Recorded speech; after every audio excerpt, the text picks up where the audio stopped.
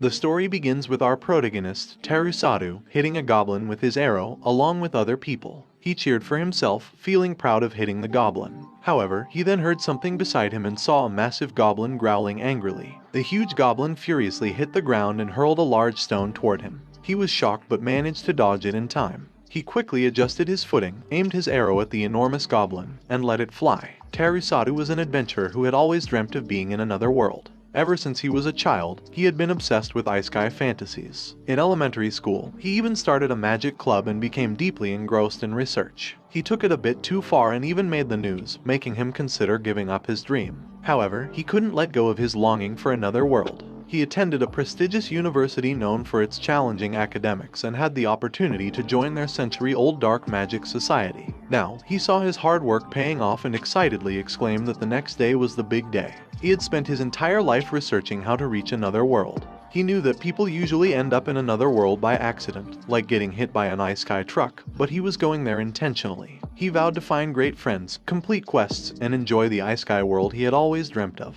He gazed at the symbol he had drawn, realizing it meant everything to him. Then, he rummaged through his bag, pulled out a small knife, and made a tiny cut on his finger. He dripped his blood onto the symbol, thinking that with the society's century-long history, and the data gathered by his seniors, along with his calculations, this should be the final step. As his blood touched the center of the symbol, he raised his hands and waited for the next turn of events. However, when nothing happened, he anxiously tried to activate it by moving around the symbol. Unfortunately, it still didn't work. In his desperation, he noticed his stiff toy on the shelf, grabbed it, and placed it within the symbol. He apologized to it because it would be his sacrifice. He placed the teddy bear in the center and asked, "How about it?" He waited for a little while, but it still didn't react, which left him feeling disappointed. He wondered why there was still nothing happening. So, he stood up, looked at his teddy bear for a moment, turned around, and was about to leave the symbol. But then, a light suddenly emerged from the symbol, which shocked him. He couldn't believe it and wondered if this could be it. Excitedly, he shouted that he had finally managed to do it. However, at that moment, hands grabbed his neck, leaving him confused.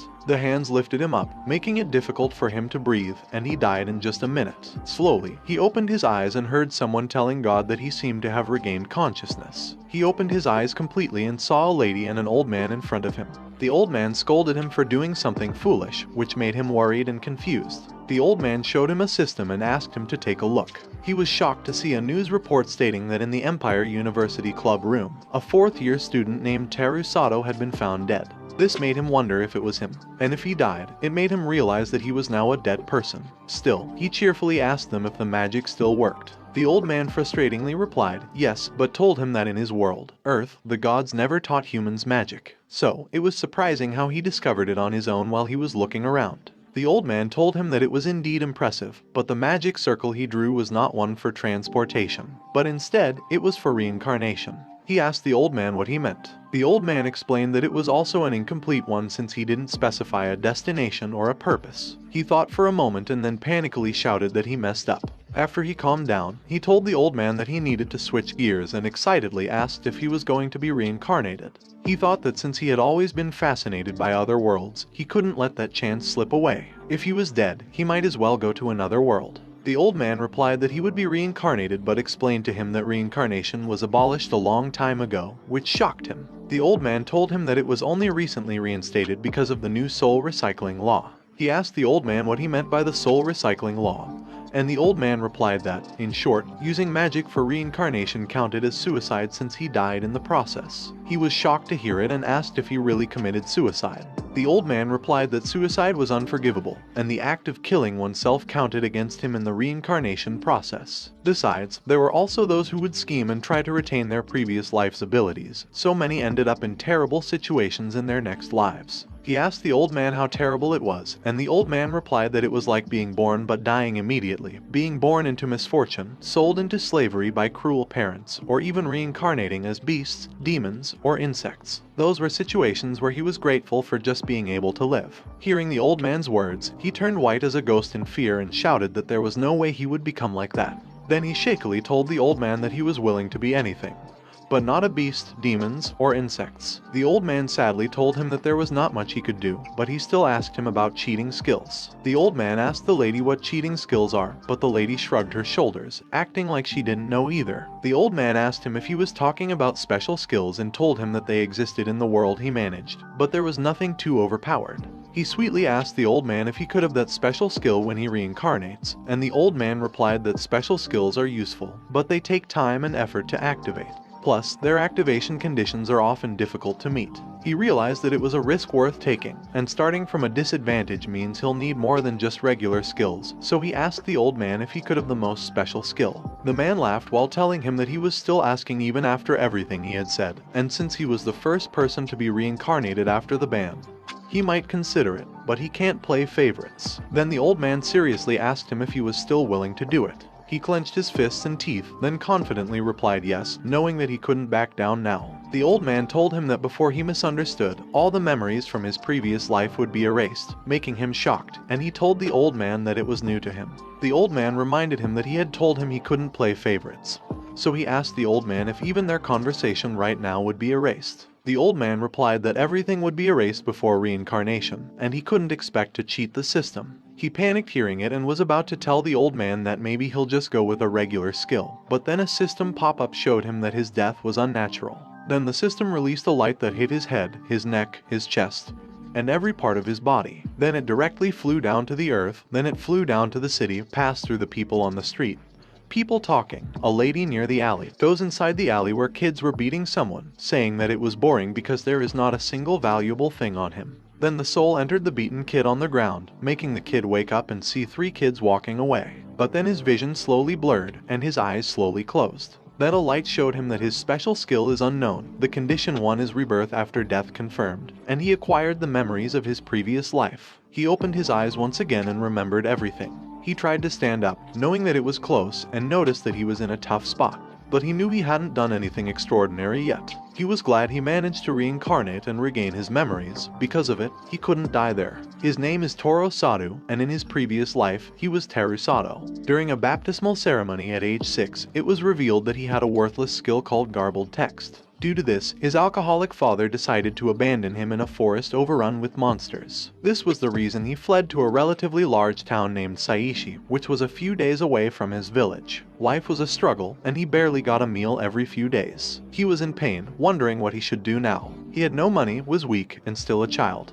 The adults didn't seem to pity him either. The obvious choice in that other world was unclear. He walked down the street, hiding his face from people. He stopped at a large building and saw that it was the Adventurers Guild. He opened the guild's door, but 4 members surrounded him, telling him to get lost because it was the Adventurers Guild. Ignoring them, he walked past, but someone grabbed his coat from behind and lifted him up, telling him not to ignore them. Then the lady called the man Mob and shouted that there should be no violence. Mob lowered him and placed him in front of the lady at the desk. The lady whispered to him that Mob intentionally spoke to him first so that other adventurers wouldn't bother him. He looked at Mob and was glad he had finally found a kind person in that world. Then he told the lady that he'd like to register, but she broke the news that there was a registration fee, shocking him and making him shout that it was news to him. But then he felt a sense of deja vu. He asked the lady how much the registration fee was, and she replied that it was 10 silver coins. This made him realize that he was in trouble, as 10 silver coins in this world were like 10,000 yen in his previous world.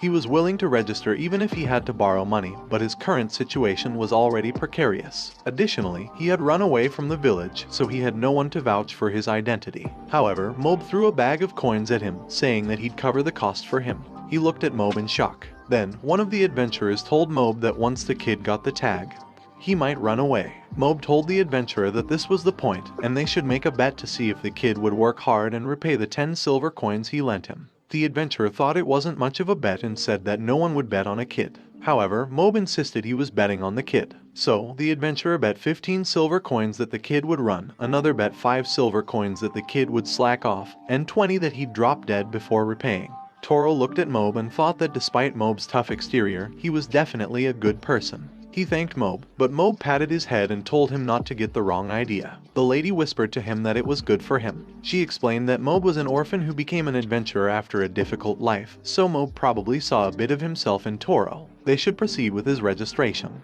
The lady introduced herself as Nay and instructed Toro to touch the shining ball, which resembled the crystal ball from the baptism ceremony. When he touched it, a powerful light emanated, and a paper with writings appeared. Nay saw that his name was Toro and was shocked to see that his skill was the garbled text. Nay was silent while looking at it, and he asked her what the garbled text skill is. She replied that, for example, lancer and sewing, and by constantly practicing lancing techniques and clothing-related activities, one can improve their abilities and unlock unique skills. The voice of the world will guide them in acquiring these skills. He asked if she said the voice of the world, and she replied, yes, then told him that it was also referred to as the voice of the heavens and guides everyone in unlocking their abilities, to which he replied that he understood. He wondered if it could be the same voice he heard when he was on the brink of death and regained the memories of his past life. Nay excitedly told him that since he has the garbled text skill, he probably doesn't know in which field he should specialize, but trying various things should give him some clarity, and he should give his best effort.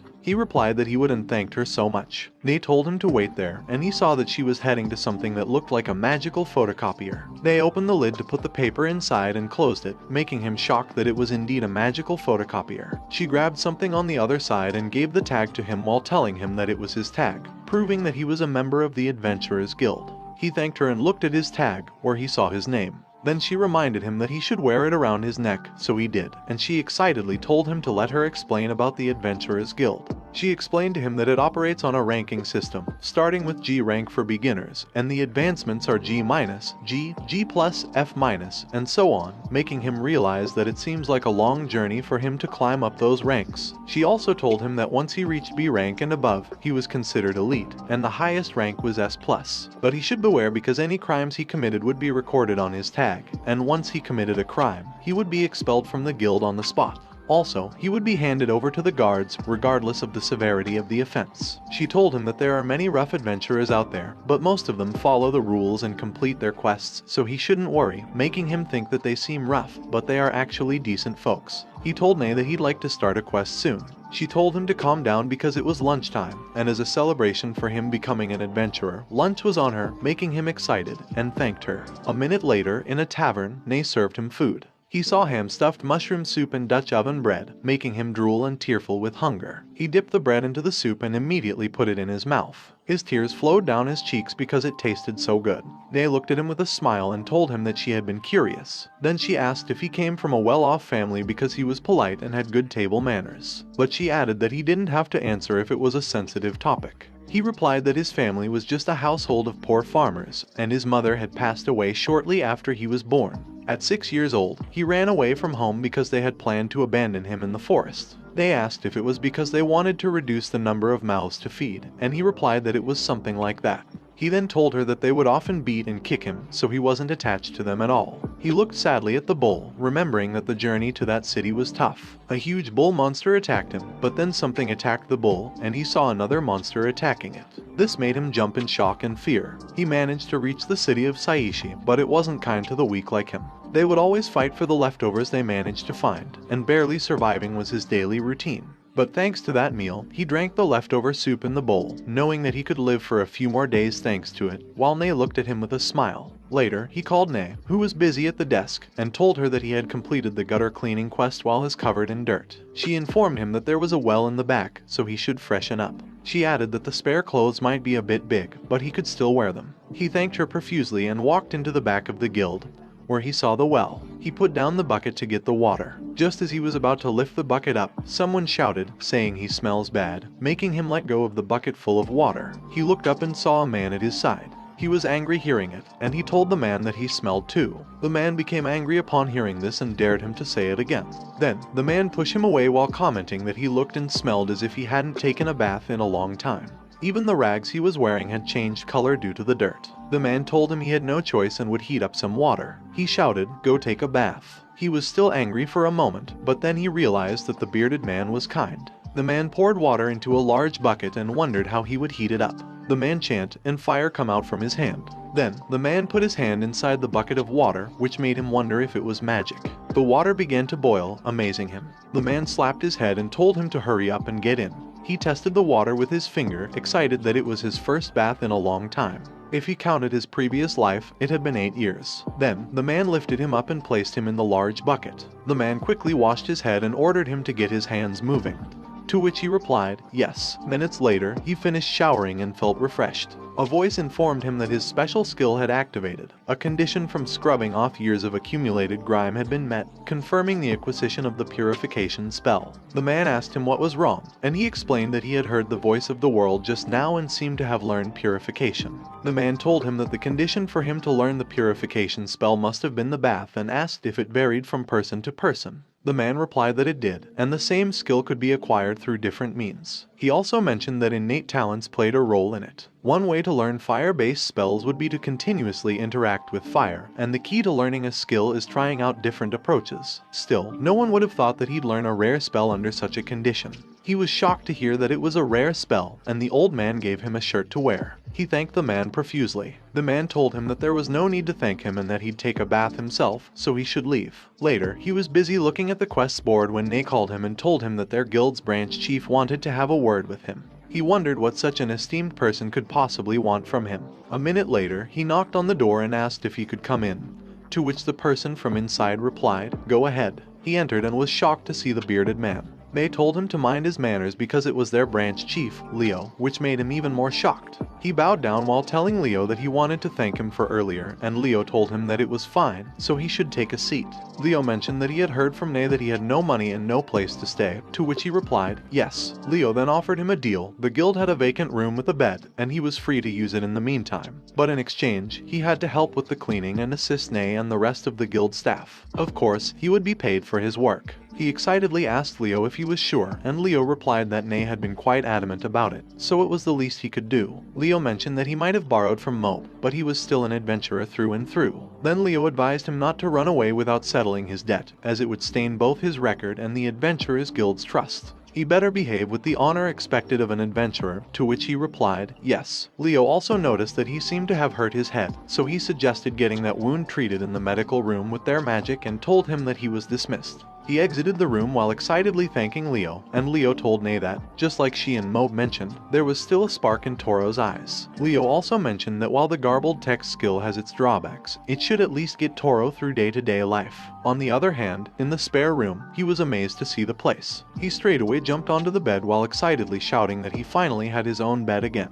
Then he jumped in happiness and told himself that they should do their best tomorrow. But the next day, he was panicking because he overslept. So he immediately got up and apologized to Nay for oversleeping. Nay just greeted him with a good morning and told him to take it easy because knowing how yesterday was for him, she chose to let him sleep in.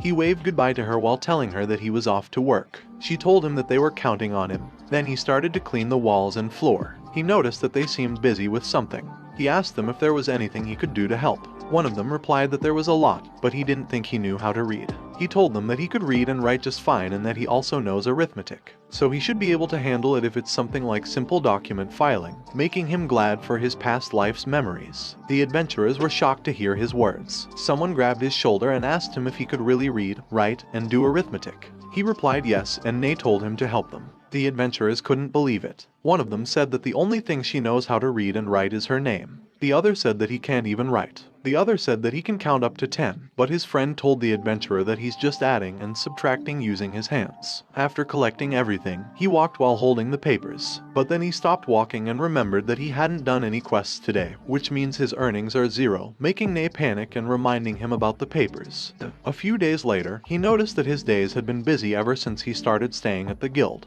Helping with guild work day and night meant he didn't have time to relax. He completed beginner escorting quests during the day and even became accustomed to tiring physical labor. In just over half a month, he was able to repay his debt to Moab. He called Moab, who was at the desk, and thanked him for lending him money. Moab told him not to mention it and shouted that those who bet on Toro falling should pay up because Toro had returned the money. The adventurers who bet were shocked to hear this, and Moab angrily asked them what that was supposed to mean.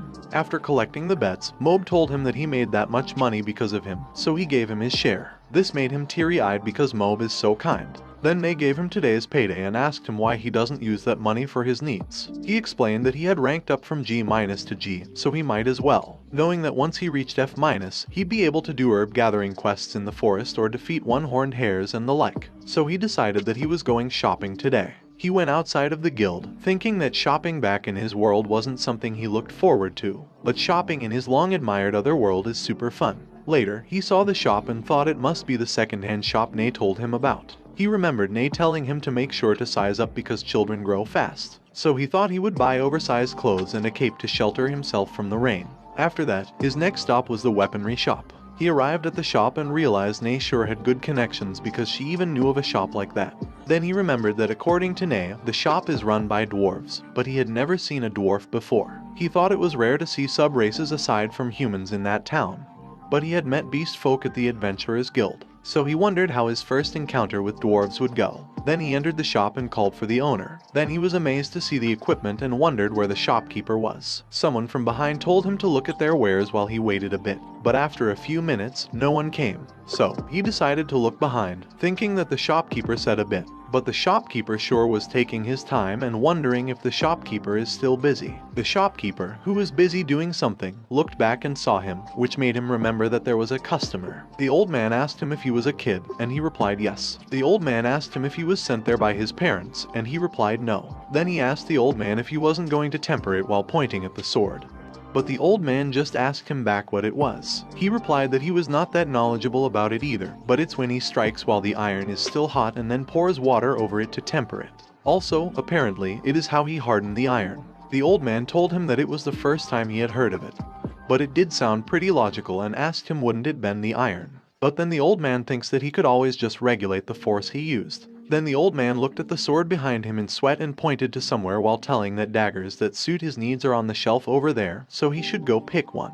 He was giving him one on the house as thanks for telling him about tempering. He was amazed to hear it and asked the old man if he was sure, but he was shocked to see that the old man was working again and realized that the old man was itching to put it to use right away. So, he just grabbed one of the daggers while telling the old man that he'll take him up on his kind offer. After he grabbed it, he positioned himself, swung his dagger around, and asked the old man what he thought. But the old man didn't answer because he was busy working, making him wonder if the old man was just going to ignore him. He thanked the old man for the dagger and said that he'll be taking his leave, to which the old man replied sure, making him think that it was supposed to be today's highlights, but it went differently from how he expected. Later, after Nay saw his things, she told him that at his age, it was totally acceptable to choose something showy. He told her that they were much more comfortable than the clothes he had been wearing, so he told himself to just shake it off. She told him that his raincoat wasn't half bad and even if he got it appraised, the material was somewhat defective, but it was cheap, so he was fine. He asks what is appraised, knowing that in other words, he was bound to hear in a different world.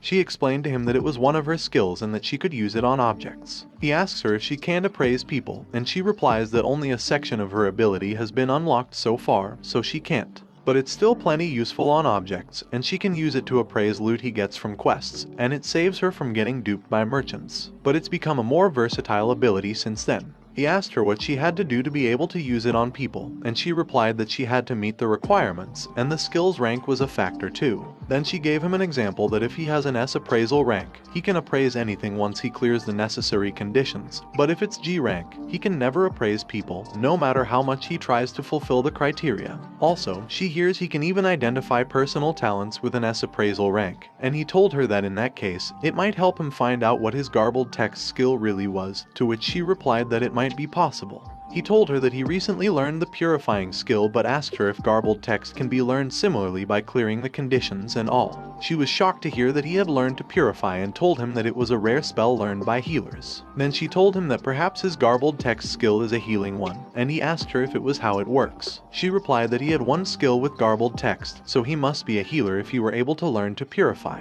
But then she remembered something and asked him if he also learned the spell cleanse, but he replied no, making her shocked, and he panicked, asking her if it was bad. She explained to him that purifying is a high-ranking skill learned by healers, but in order to learn it, he must first know the low-ranking skill, cleanse, and the middle-ranking skill, purge, before he acquires the high-ranking skill, purify. Still, in his case, he learned to purify right away, so it doesn't make him a healer. Then she thinks of a skill that lets him learn to purify instantly, and she thinks seriously for a moment while he was excitedly waiting for her answer. But she apologizes to him because she has never heard of one like it, making him shocked. So, the mystery of Toro's garbled text skill only deepens.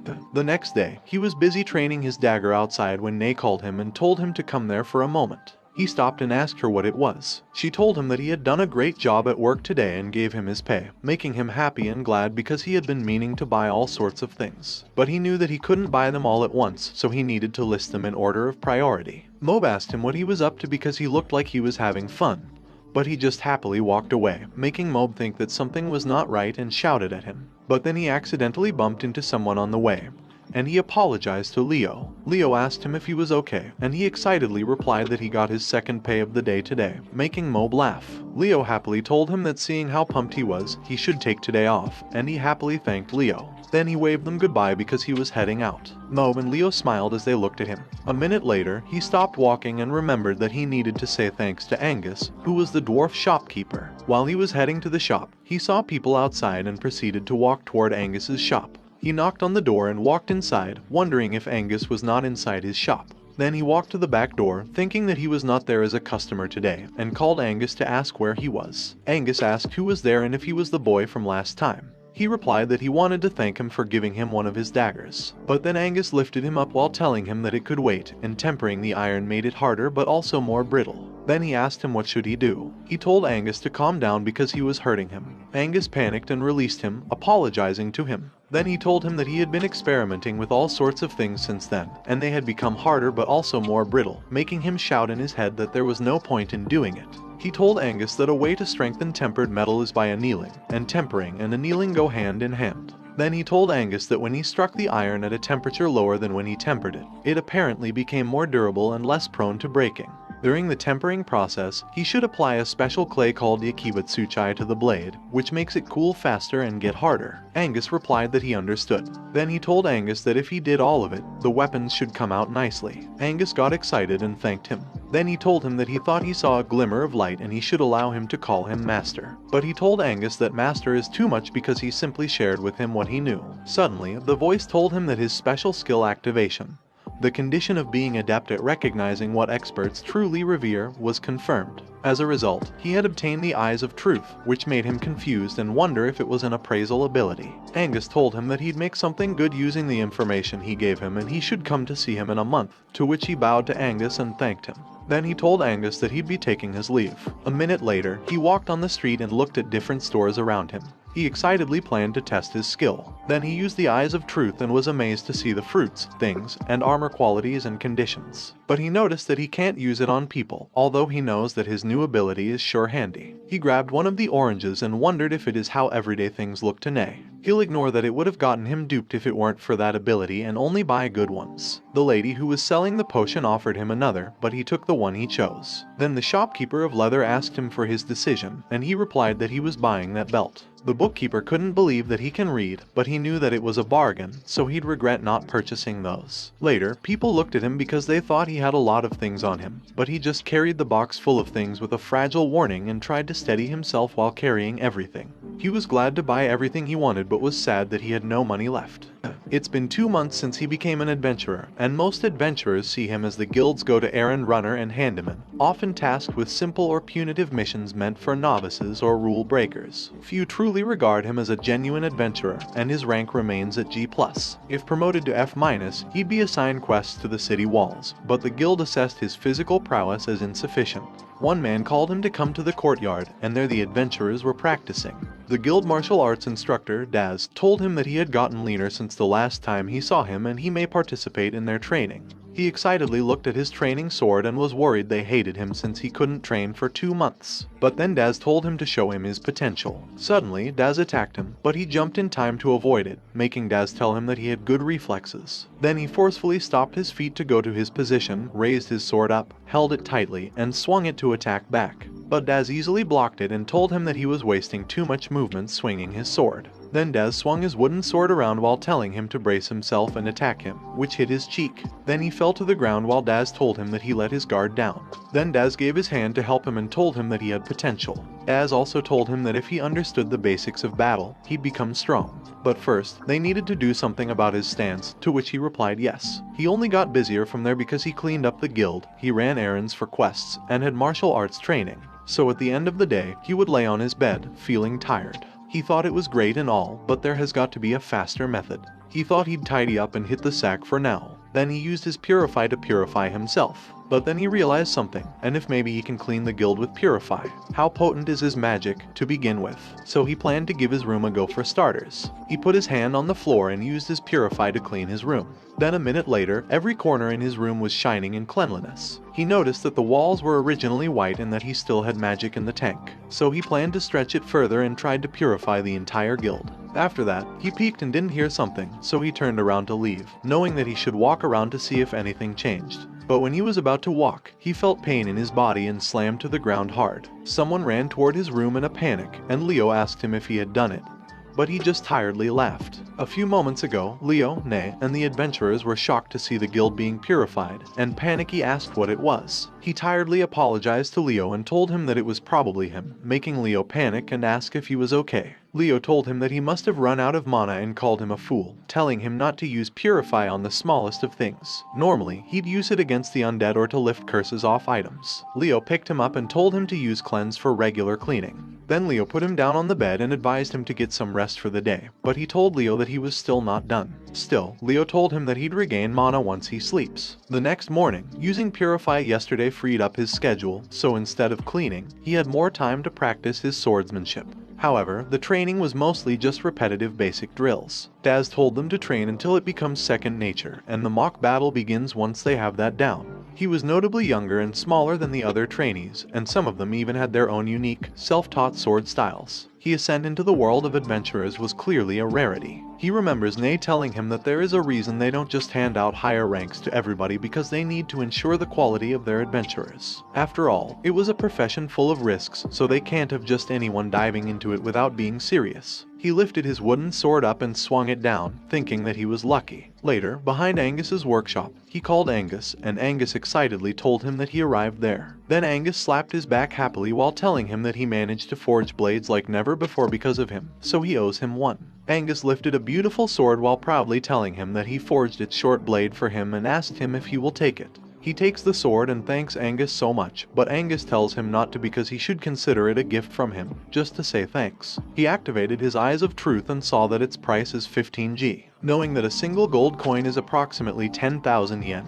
He was shocked to realize that the sword is worth 150,000 yen. Angus asked him what he meant by 150k yen, and he replied that it is nothing, then asked Angus if perhaps he adds something to it. Angus couldn't believe that he could tell and told him that every now and then, his ability, called throw in a bonus. He made a sword a while back and accidentally gave it a +1 in skill, so people went nuts over it. Hearing it, he was shocked and shaking as he looked at the sword. Then he noticed that its agility is +5, and its skills are +2. He thinks people already went crazy over a +1 enhancement, so he wonders what more if they see his sword that was +2. 6 months later, he thinks that it has been half a year since he regained the memories of his past life. The memories from his past life were mostly in the form of acquired knowledge, but their benefits can't be overlooked. It's like those isekai fantasy stories where the characters use their advanced knowledge to dominate another world. But after some research, he has realized that his knowledge can be a double-edged sword. He looked at the newspaper and fearfully read that a vagabond died from a monster attack.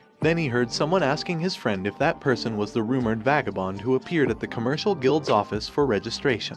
His friend replied that it wasn't very smart of him to register without any backing. He remembered that the vagabond wanted to apply for a patent, apparently, but his idea was claimed under a noble's name. The very next day, his body was found in the forest just outside of town. He knows that applying advanced technology there may not go as easily as he thought it would. He noticed one of the participants swinging too much, which is risky. When that participant's opponent saw the opening, he put his wooden sword near the participant's neck. Toro knows that it was a plain attack but a practical one, saying it. He came up with an idea and excitedly shouted that he'll go with something that looks plain but is hard to imitate practically. Later, with that in mind, he baked some of his favorite bread from his past life. He knew that in that world, hygiene practices were extremely unacceptable because they didn't even practice washing their hands. So, it was challenging just to bake some bread using yeast. But he thinks if his plan succeeds, he'll be able to make some nice, fluffy bread and eat it. Also, he knows that with purification, he'll eliminate only the microorganisms, and he successfully made a yeast. While he was busy in the kitchen, Nay saw him and wondered what he was doing.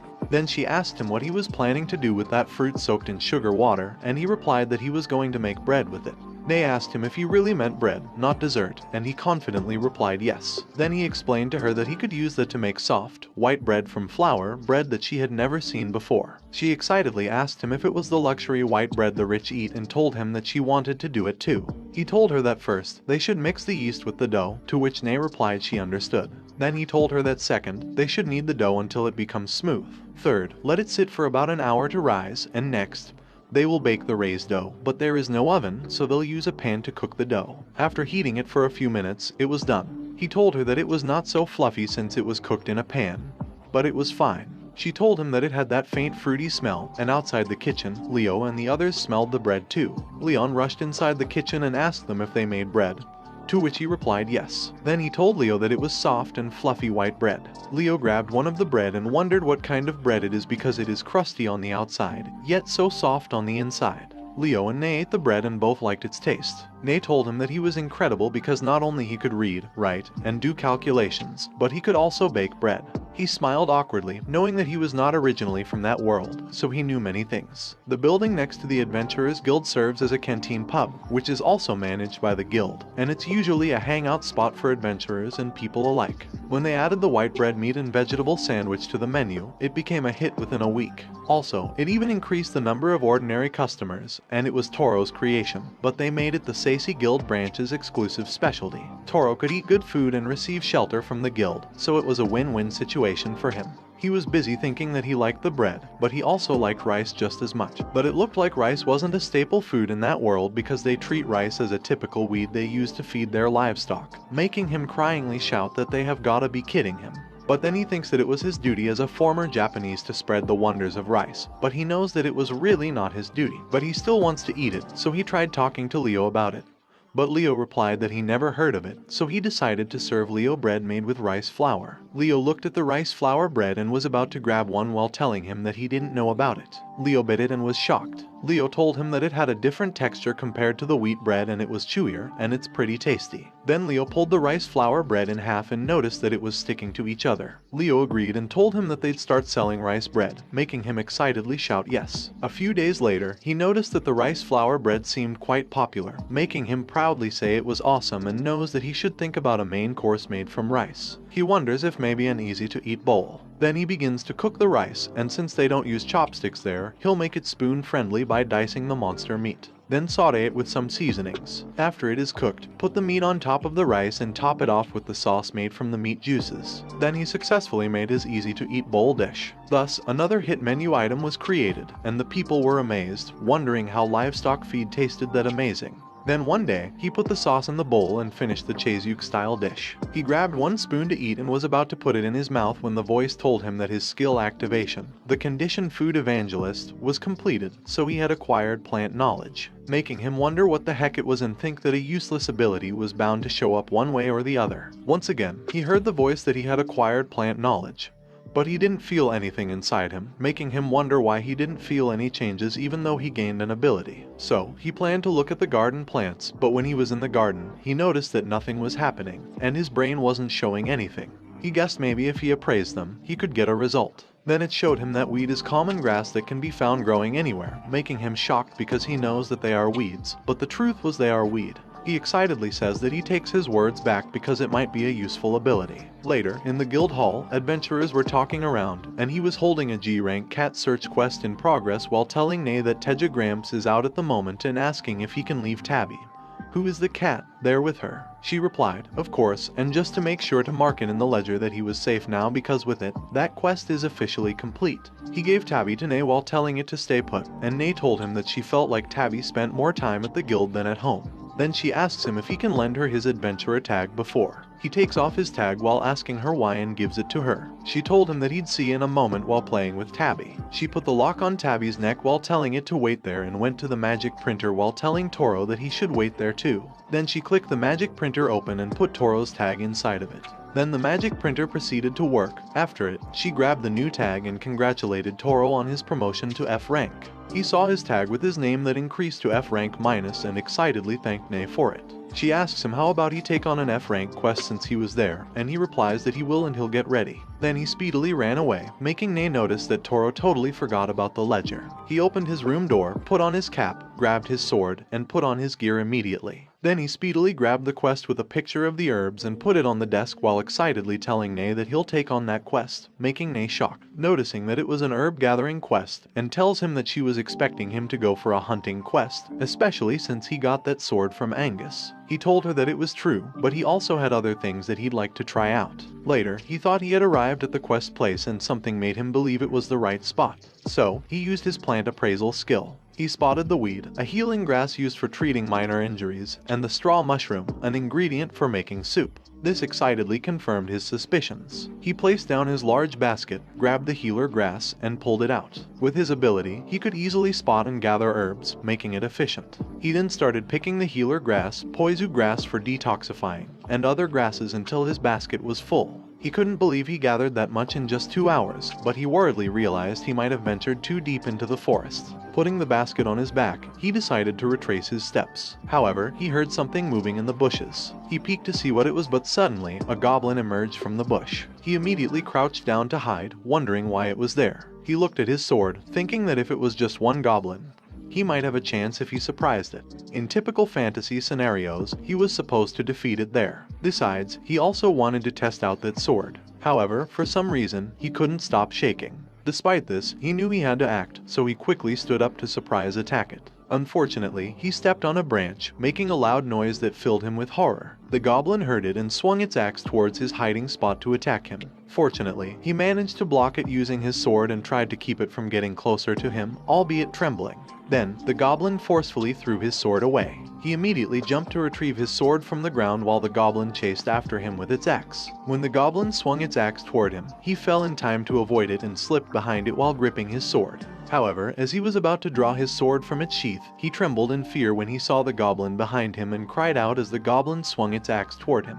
He waited nervously for the goblin's attack, but then his sword suddenly lit up and emitted a powerful light, causing the goblin to miss. The system displayed a +5 agility notification, leaving him wondering what was happening. When he lifted his feet, he found himself moving swiftly, leaving the goblin shocked and fearful as he ran away like the wind, thus escaping safely. Afterward, he continued his F-rank herb gathering quest and dedicated his free time to sword training. He even began experimenting with potion making, using books as his guides. He also started learning blacksmithing from Angus and, recently, had been practicing archery. The reason for his diverse pursuits was his unique skill, garbled text, which had very specific activation conditions. Upon reincarnation, he regained memories from his past life. After purifying himself of 2 years' worth of impurities, he learned the skill of purification. Normally, accumulating so much impurity in just 2 years was unusual, and few people had the chance to bathe frequently. He obtained the eyes of truth through his adeptness at recognizing what experts held in high regard, something typically requiring years of knowledge, wisdom, and charisma. Thanks to his past life's knowledge, he became an expert in food and gained extensive knowledge about plants. Looking back, he realized that such extraordinary feats couldn't be achieved overnight in a normal life. His persistent nature drove him to try everything, hoping to meet the conditions to acquire more skills. Mob was astonished when an arrow accidentally hit his cape. Mob examined it closely and nervously called out to him. He quickly apologized but was then approached by someone who patted his shoulder. Daz advised him to take it easy. He knew he had dedicated his youth to getting transferred to another world, but it had turned out to be a reincarnation. Later, inside the guild where adventurers chatted busily, he sighed to himself, reflecting on how he had tried various things for about 1.5 years but hadn't truly mastered anything. He remembered introducing new items at the relaxing inn, which became instant hits, and teaching Angus how to craft a new weapon called a katana. He successfully hunted down a one-horned rabbit, marking his first monster hunt. He remembered that God had warned him it wouldn't be easy, and now he realized God wasn't wrong. he understood that he had gained valuable experience from all his experiments. He discovered that he could handle various tasks with dexterity, a rarity in a world filled with skills. Usually, those without skills were considered talentless, and mastering something without innate ability was nearly impossible. He wondered if his garbled text might have something to do with it. He slapped the table in frustration, suspecting he might be overthinking, and decided to head out for a herb-gathering quest. Today, he planned to venture into the northeastern forest. He knew that if he kept going to the same woods, he'd deplete all the herbs. He remembered that the deeper he went into any forest, the rarer the herbs he found. But the deeper he went, the more he sensed the presence of monsters. They were mostly goblins, but in some areas, he might even encounter an orc or two. He considered wrapping up today's quest quickly, but then he spotted a pepper bells plant. He carefully collected it and placed it inside his basket. Then, he found another herb and excitedly exclaimed, "Jackpot," because he had found a mana flower. He also noticed some black grass, making him feel lucky. As he walked, he heard rustling in the bushes. He looked back, wondering if it was a rabbit or a goblin. Then he heard growling, causing him to sweat with fear. He immediately crouched down when he saw a goblin emerge from the bush while holding a rat. He grasped his sword and noticed it was indeed a goblin. With a trembling hand, he comes out of the bush while carefully drawing his sword from its sheath. However, the goblin, which had been about to eat the rat, simply looked at him, and he stared back at it. Suddenly, he sprinted away at full speed, leaving the goblin and the rat bewildered. While he was running away, a voice informed him that his special skill activation condition, the strong man who keeps running away from goblins, was confirmed. He couldn't believe it. The voice then revealed that he had acquired presence detection and a stealth cloak. He continued to run away while shouting incredulously, asking if they were seriously giving him skills now. Later, he safely returned to their guild house and saw many adventurers walking around. Then he activated his new stealth cloak skill and slowly faded away. He looked at his hand, wondering how good it was, and waved his hand to a man named Whisker to check if Whisker could see him. Then he said hello to a lady named Elra to confirm it. He smiled, wondering if he had succeeded, without noticing a hand approaching him from behind. The hand hit him on the head while shouting his name. He looked up to see who it was and saw an angry Leo telling him to choose the right place to use it.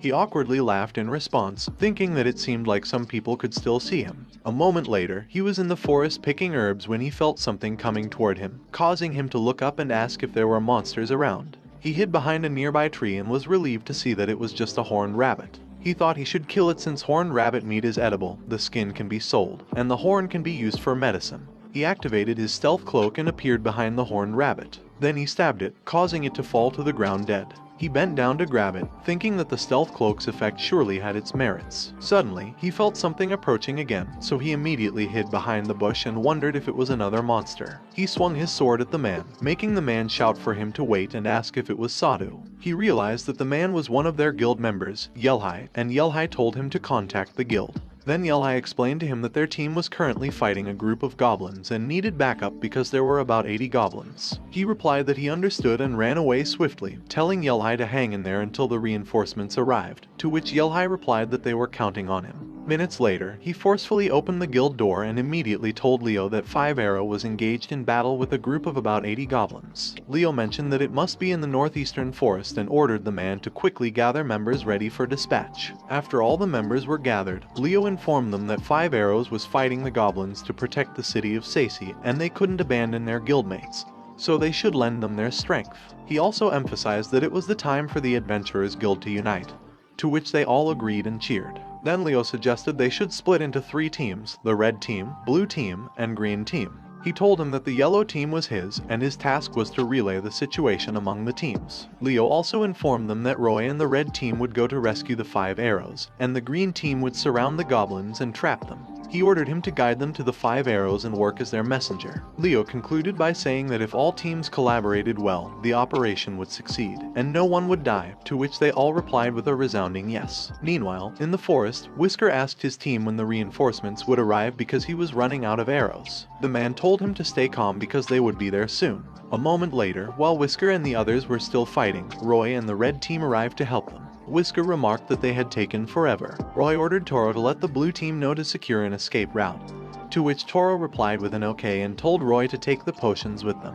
Roy grabbed them and asked if they weren't valuable and if he was sure. Toro replied that it was alright, he had made them himself, so he was sure they worked fine. Then he used his stealth cloak and told Roy that he would convey the message to the blue team right away. A moment later, he arrived at the blue team and asked them if they could secure an escape route. The man replied that it would help if the green team could divert the enemy's attention for them. He replied that he understood and headed toward the green team to inform them that the blue team needed support. However, the lady told him that they hadn't anticipated that number of enemies, so they couldn't break free right now. She asked if he could ask HQ for more reinforcements. He then headed toward HQ and told Leo that the situation was dire, with too many goblins, and they needed reinforcements. He also informed Leo that all teams were pinned down by the goblins and were requesting assistance. Leo acknowledged the situation and instructed him to return to the guild and update the other members. Afterward, he should rest up because they could handle the rest. Leo and his team immediately advanced and faced a swarm of goblins running toward them to attack.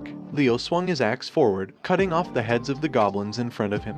However, a goblin appeared at his side, startling him. Fortunately, Daz swiftly cut the goblin into pieces. Leo infused his axe with some of his power while thanking Daz and slammed it onto the ground, breaking it into pieces and sending the goblins flying into the air. Daz swiftly attacked every goblin in the air while responding to Leo that there was no problem. Meanwhile, Mob raised his sword and swung it forward, killing many goblins in one stroke. He shouted that they were so cool, but then he realized that he needed to return to the guild. He immediately ran to the guild house and opened the door, prompting the adventurers inside to ask him worriedly how it went. He exhaustedly told everyone that Leo and the others were on their way, so it should be okay. Just to be sure, maybe someone could. But before he could finish his sentence, he slowly fell to the floor and collapsed, making everyone run toward him in worry. Later, he opened his eyes in shock and immediately sat up, seeing everyone there and feeling relieved that everyone was safe. Roy told him that the potions he had given them really helped because thanks to them, they could fight without worrying about getting hurt. He told Roy that he was just relieved everyone was safe, and it was the least he could do. However, Roy told him that he was talking nonsense and thanked him for relaying the messages between teams because 5 arrows had been saved. He knew that he had done his part, but despite it, he still felt uneasy about not having any combat skills. Somehow, he felt more adept at swordsmanship than anything else, but it was not enough because he'd like to test his abilities against goblins. However, they moved in groups, so it was dangerous to fight them alone. He realized that joining a team to fight alongside would be ideal, but he wondered who would accept a kid like him. Then he opened the door to his room, knowing that in the end, what he needed to do was stay the same. He lay on his bed, guessing that it was back to training again tomorrow. The next day, an old lady walked into their guild, greeting everyone with a good day. Several days after the goblin battle, he noticed a quest on the bulletin board and grabbed it. He then approached Nay and told her that he'd like to take that quest. However, a man suddenly appeared in front of him, leaving him confused. Guild staff member Marco thanked him for his hard work and informed him that he would handle the quest paperwork. Confused, he asked Marco where Nay was and inquired about her absence from the guild. Marco whispered to him that it seemed Nay's parents had come unexpectedly. He asked Marco why they were whispering all of a sudden, and Marco replied that they mentioned something about matchmaking. He told Marco that it sounded serious, and Marco informed him that many adventurers were interested in Nay too. Suddenly, the man shouted and asked them if it was true, leaving both of them surprised. The man then shouted to everyone to listen and revealed that there was a matchmaking proposal for Nay, shocking everyone. Many men expressed their dismay, with one of them saying he thought he had something special with Nay, and another crying for his beloved Nay. However, his friend reminded him that Nay did not belong to him alone, as she belonged to all of them. Others vowed to drive away the potential suitor, and another man shouted that he wouldn't forgive that person, prompting the lady in the center to tell everyone to calm down. Roy asked Toro if he hadn't heard anything, and Toro replied that he hadn't. Roy and the other men fell into a silent despair. Then, one of the men angrily asked him why Nay had favored him, calling him a useless brat. He wondered why he was getting dragged into this situation. Suddenly, someone grabbed his shoulder, and Roy told him to follow Nay today and report back to them.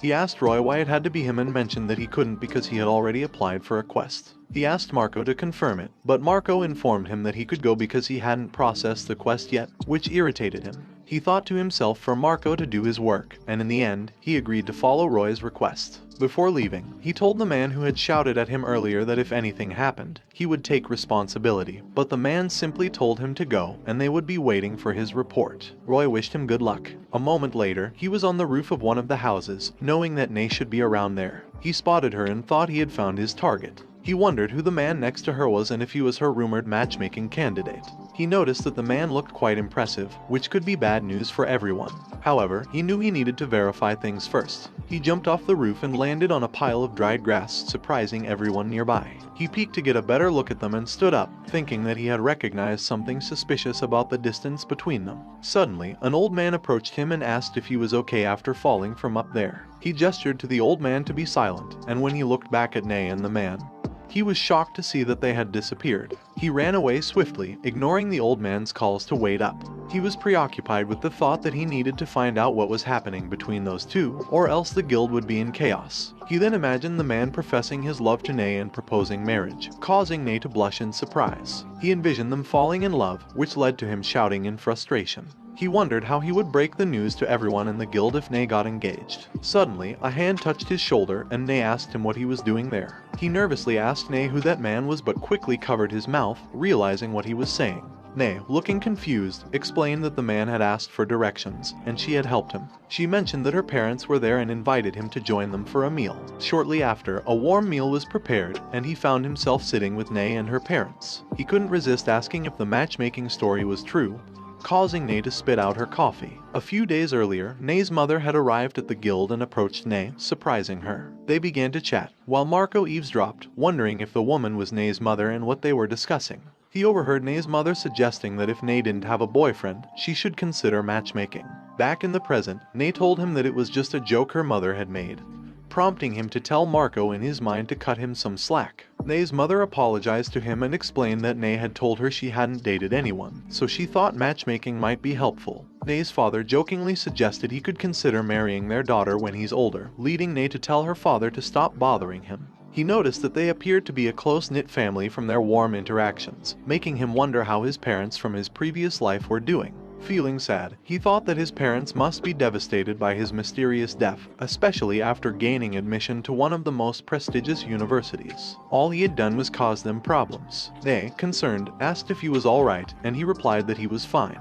He swore that he would do well in this world to make his parents proud. The next day, he was sweating in fear as he looked at someone and fidgeted without saying a word. Roy and another man were also sweating in fear. The rest of the men were on the ground, kneeling in front of him, while Leo observed them all. Leo cracked his fingers in anger as he looked at the men, with the lady in the center asking what had happened. Before she could get an answer, Nay heard Marco laughing and telling everyone that he wondered how that matchmaking story had unfolded after they had sent Toro to tail Nay. He looked at the kneeling people in front of him and told them that they still had their quests, so they should just drop the matter. Leo, however, told him that he was also a victim of their mischief, so it was okay to be upset. Leo angrily scolded the men, stating that using a child to spy on a guild staff member's personal life was shameful. Nay tried to defend them, saying it didn't bother her, so they should be forgiven.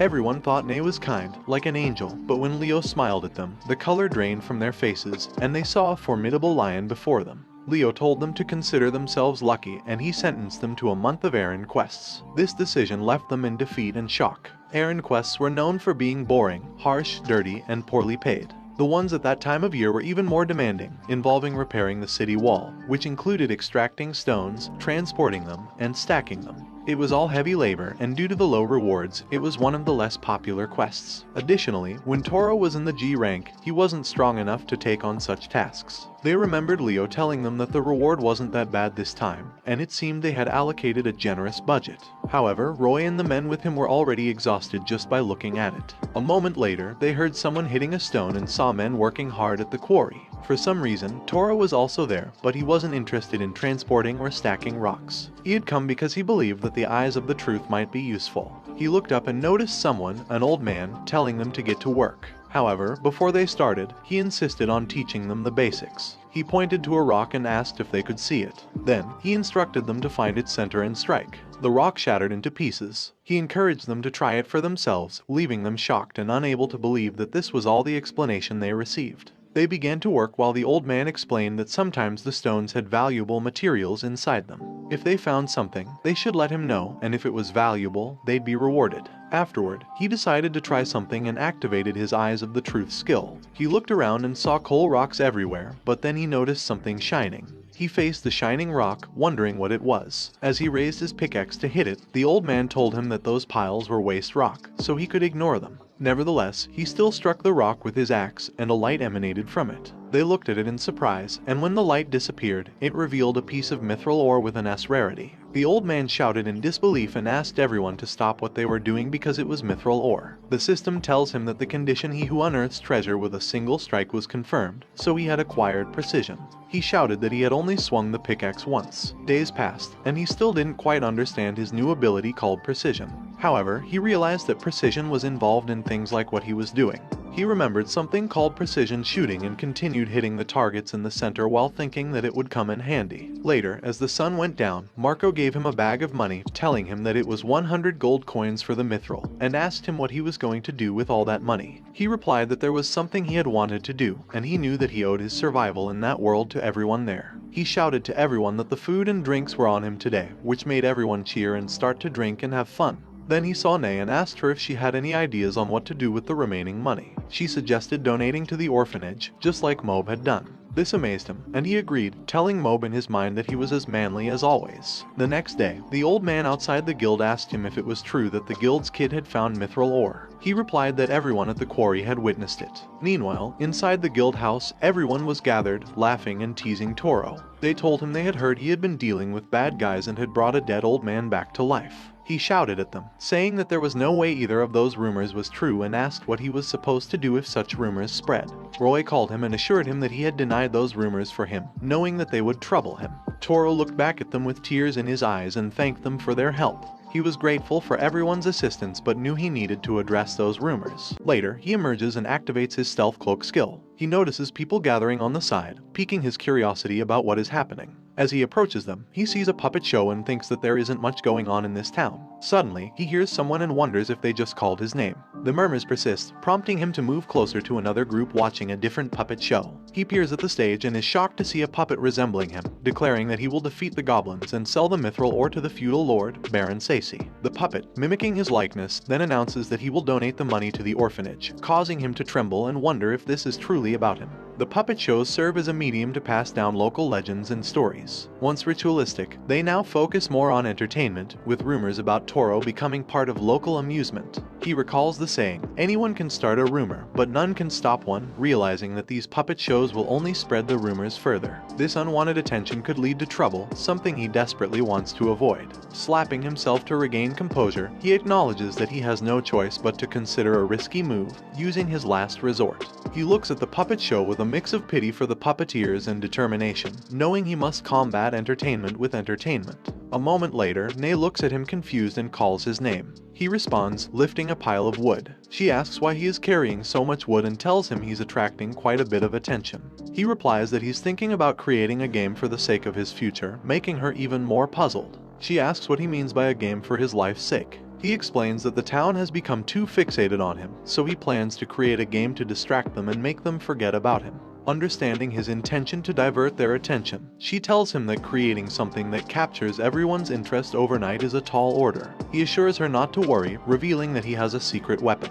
Worried, she asks what he means by a secret weapon, noting his mischievous look. He reassures her that it's nothing criminal, so she doesn't need to worry. He knows that fantasy tropes are overused in this world and that Isekai enthusiasts might find them boring. But he can't express this openly. Thus, he has no choice but to rely on a classic, overused idea. He decides to call it Reversey. First, he cuts out a square board and draws lines to create an 8x8 grid. Then, he paints flat, round discs black on one side and white on the other. Moments later, his game is complete. Nay asks him how to play, and he explains that the objective is to flip their opponent's pieces by surrounding them with their own. The player with the most discs at the end wins. When placing a disc, they must do so on a square where they can flank their opponent's pieces with their own, flipping all sandwiched pieces horizontally, vertically, or diagonally to their color. Controlling the corners is key to controlling the game. She tells him she wants to try it out immediately. He agrees, and they begin to play, with Nay taking the black pieces and him the white. Nay makes the first move, confidently telling him she won't lose. Initially, Nay has 4 black pieces and he only has 1 white piece in the middle, but as time passes, their battle becomes intense and the lead changes frequently. Nay then makes a move, asking him how he likes that, which turns the pieces to 12 black versus 18 white. He responds by flipping the board to 24 white and 23 black. The final score is 40 black to 24 white, meaning Ne has won. She joyfully tells him she can't believe she beat the creator. He asks if they can play another round, to which she agrees, and he vows not to lose this time. She replies that it seems he has yet to grasp her strength. Determined, he decides to get serious and they start again. Hours later, Ne stretches her arms after they finish and tells him that for a simple game, it was surprisingly profound. She then asks if he was going easy on her during their first game, to which he awkwardly replies he was not, making her call him a liar. Nonetheless, she tells him it was a fun game and she is sure everyone will enjoy it, boosting his confidence. However, he realizes there is a crucial problem: who will claim to be the creator and register it with the commercial guild. Until now, the recipes from his previous life were just food, so there was no need for registration. Some tried to imitate them, but none could match the original at the guild restaurant, thanks to the Adventurers Guild's stellar reputation. No one blatantly copied it, but he knew that a game was different. Ne asks him what he will do. He replies that he thought about using the guild's name for Reversi, but if he registers it with the commercial guild, they'll need the creator's personal name. He considers using their branch guild master, Leo, but worries that Leo, being well known, might be suspected. He tells Ne that ideally, they need someone trustworthy, not greedy, and with strong backing to fend off potential trouble.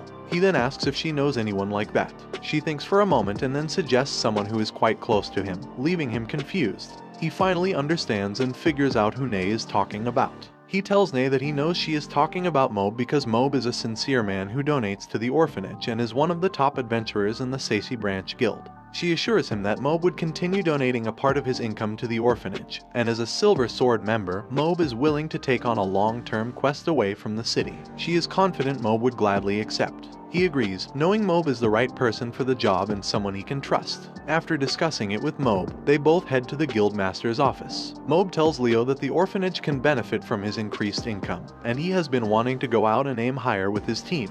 Mobe asks if he is sure about it and if he won't regret it if Reversi becomes famous later. Mobe suggests it may be okay for now but not later. He confidently replies that he is fine with it and that receiving a part of the profits while avoiding trouble is convenient for him. Mobe laughingly agrees, noting that it is a mutually beneficial deal. He then asks Mobe if they are good to go, to which Mobe replies yes and extends his hand to close the deal, witnessed by their guild master, Leo. A moment later, he finishes preparing and thinks that for the general public, a simple board will suffice, while for collectors and nobles, he will make limited editions with fancy, footed boards like shogi sets. He realizes that his precision ability, which was understated until now, will be very useful. It's incredibly precise, making it easy to measure lengths and refine his hand-eye coordination. He knows that with it, he could even become a top-notch carpenter. After completing a limited edition of Reversi, Ne sees it and is amazed by its beauty and ultra-rare quality. Its status is wood-carved, and its price is 15 gold coins. She lovingly tells him that it is a work of art, and he thanks her for the compliment. He then stares at the simple board of Reversi, knowing that good products don't always sell themselves, which means promotion is key. He looks at Roy and the cat girl, gives them a thumbs up, signaling it is time for a special operation, and they give him a thumbs up back, assuring him to leave it to them. Roy then loudly asks what the game is, acting as if it is really interesting, which catches a man's attention. The man asks Roy about the game, and Roy replies that it is a completely new game, unlike anything he has played before. The man tells Roy it sounds fun and asks if he can try it. Roy agrees but warns the man to be careful because the girl in front of them is really strong. The man tells the cat girl to go easy on him, but she replies that she won't. People inside the guild start talking about the battle on the 8x8 board, and the cat girl acts amazed when the man actually beats her, complimenting him on his skill. The man then plays with a red-haired man, who also pretends to lose. They give him a thumbs up, indicating that the special mission was successful, and he returns the gesture, encouraging them to keep up the pace. The decoy customer strategy sparks interest among patrons, leading to a sales corner being set up to sell Reversi immediately. In just a few hours, the shop is packed with customers lining up for Reversi, and the queue extends outside. He recalls Leo's advice to avoid complaints from the feudal lord for popularizing the game without his knowledge and is reassured knowing he has already sent limited editions as gifts. He walks around, noting that he has also given distribution rights to merchants who deal with the Adventurers Guild. In a town like Sacy, lacking entertainment, a trendy game quickly catches on with the youth, and since the rules are easy to understand, everyone from kids to adults can play. Suddenly, he hears commotion nearby, piquing his curiosity. Excusing himself to get closer, he sees even the elderly playing easily. The old man moves, exciting the crowd as old Tia dominates the center of the board. But then the old man's opponent, Bjorn, makes a huge comeback, thrilling the crowd even more. He realizes that the reception is better than he thought, and Operation Reversi is a great success. The next day, the man tells Mob that Reversi is selling like crazy, with both the cheap and expensive versions flying off the shelves. Mob replies that it's great to hear and reminds the man that he has left all the business dealings to the guild, so he should talk to them about it. The man agrees, understanding. Mob watches the man walk away happily and then turns to Toro, asking if he heard the news. Toro replies that he has already discussed expanding production with the guild leader. Mob acknowledges this, expressing his hope that with things going so well, he might be able to compete in the big city with his team, and adds that he owes Toro one. Toro replies that the feeling is mutual, and they bump their arms together in a show of respect and trust. Half a month later, Silver Sword clears all the high-rank quests in Sacy and gets promoted to B rank. Armed with a letter of recommendation from Branch Guildmaster Leo, they set off for a bigger town. Meanwhile, he is in Leo's office, and Leo is staring at him in silence, making him worry. He notices that Leo looks really grumpy, causing him to swallow nervously. Leo says something, but he doesn't catch it, causing him to panic and ask what he just said. Leo slams his hand on the table, making him jump a little in fear. Leo angrily says that while it is good that adventurers from other places are coming here, their behavior is bad and they are causing trouble with the locals, which hurts the guild's reputation. The current top adventurers are the C-rank 5 Arrows and the hastily formed C-rank Azure Protectors, but compared to Mob's Silver Sword, they still have a long way to go. Toro has been listening to Leo's complaints when the meeting was supposed to be about expanding Reversi's production network. Leo frustratingly tells him that internal security is worsening. He has requested additional troops from the feudal lord, but it's not going well. Instead, they are being pulled out to subdue bandits and control crime. Toro keeps silent, thinking that Leo's complaints seem endless. Finally, Leo sighs to calm himself and mentions that sales at the relaxing inn are still good, and the commission from Reversi sales is what is keeping them afloat. Toro feels relieved that they are finally getting back to the main topic. However, Leo then tells him that there is a substantial order coming from the capital, according to the merchants, and they also want 10 of their limited edition boards. Toro is surprised to hear that they need 10 Reversi boards, amazed but not entirely unexpected since the capital is on another level.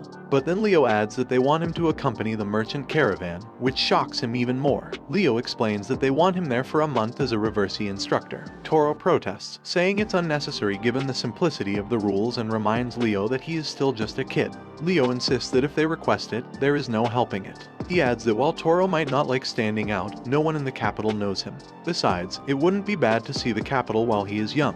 Toro sighs in defeat, but then Leo announces that he is being promoted to E rank starting today, shocking him further. Toro asks why so suddenly. Leo stands up and explains that the E rank adventurers from elsewhere would be worse than him, so he needs to promote him for balance. It's also good for Toro, even if he doesn't like it. Toro, feeling conflicted, agrees. Leo tells him he is leaving the rest to him until the scheduled date, and Toro nods in agreement. Later, Toro is in the forest, picking some poisu grass. As the sun sets, he is in the workshop creating limited edition Reversi boards, thinking that with precision, even the finest work becomes easy. In the middle of the night, at the Adventurers Guild, the red-haired man and Roy are struggling to play Reversi. When Roy loses again, he throws the board in frustration. Meanwhile, Toro is at a table helping Nay with paperwork. Adventurers from another town see the man handing papers to him and teasingly ask if there are even kids in this backwater guild, calling it an eyesore. The men teasingly said that Toro looked at the quest like a pro earlier, and asked when the guild started babysitting kids. Another man added that he wouldn't understand the countryside's common sense. Toro noticed their badges and guessed that these must be some of the poorly behaved E-rank adventurers Leo had mentioned. The Sacy adventurer members were pissed upon hearing the other town adventurers teasing Toro.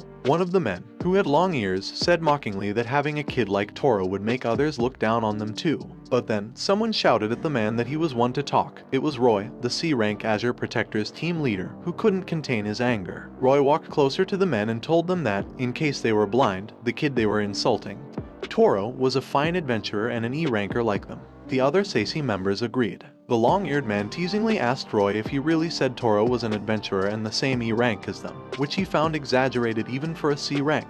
Roy insisted it was true and explained that, unlike where they came from, the quality of adventurers in Sacy was high. With a former rank guild leader and martial arts instructor teaching them, even kids became stronger than them. The Sacy members surrounded the two men, laughingly telling Roy he didn't have to say that much and assuring the two men that they were all good folks there, which made the two men panic and apologize as they rushed out of the guild. Toro was amazed to hear that Leo and Daz were a rank. Roy then called out to him, asking if he was okay. The cat girl told him not to let it get to him, and Whisker assured him that he was a fine adventurer. He thanked them for their concern and assured them that it didn't bother him, which made them sigh in relief. He felt teary because he came here for bonds like these and was very thankful for them from the bottom of his heart. The next day, the adventurers from the other town rushed out of Sacy in fear, and a man appeared in front of the Adventurers Guild. Inside the guild, Toro was busy looking at the quest board and talking to an adventurer when the man walked inside and approached him. They, who was busy talking to an adventurer, noticed the man approaching Toro, which confused her. The man didn't stop until he was right behind Toro. He then shouted, asking Toro what he thought he was doing there. The man is his father and orders him to answer, but when he doesn't respond, his father launches a punch. As it is about to hit him, he increases his agility and easily dodges the punch, surprising his father. Confused, his father looks back and demands who said he could dodge, but Toro remains silent. This infuriates his father, who rushes to grab him.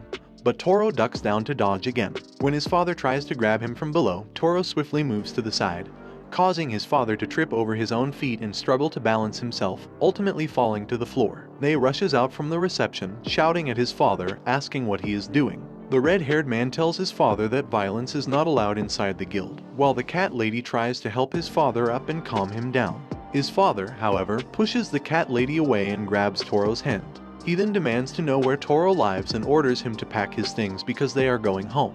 Toro pushes his father's hand away and firmly replies that he has no intention of going back. His father launches another punch at him, asking who he thinks he is talking to, but Toro once again disappears and reappears behind his father, ready to punch. He thinks about how the man in front of him hasn't changed at all, making him want to retaliate. However, he calms himself down, remembering that violence is forbidden inside the guild. He then tells his father that they should talk outside, where they won't disturb everyone. As they leave, the adventurers worry and wonder if he will be okay. A moment later, at the inn, his father angrily asks him where the money from selling the mithril is and insists that everything Toro owns belongs to him.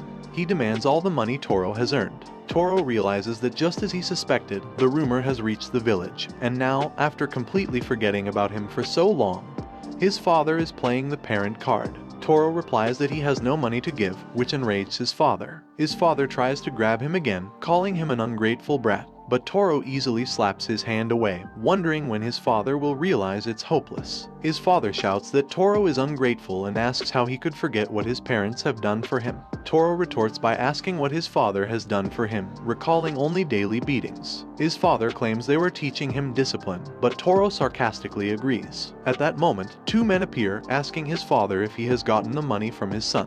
One of the men asks Toro if he is indeed Toro, to which he replies yes. The man tells Toro that his father owes them money and that they will be in trouble if he doesn't pay up, making Toro realize that they want him to pay off his father's debts. His father, shaking in fear, tells the men that he'll pay right away. Toro asks the men if they have a loan agreement, which makes both men smile and reply affirmatively. One of the men then shows the paper to Toro, but he points out that it isn't a loan agreement, which shocks the man, who shouts and asks if Toro can read. Toro replies that the paper is an instruction from their boss, who said to start nice and find out how much money he has, then squeeze out as much as possible. Toro tells the men that if there is no loan agreement, he won't pay, and either way, he doesn't consider the man behind him as his father, so he still wouldn't pay. His father shouts at the men to wait a minute and claims his son must be lying.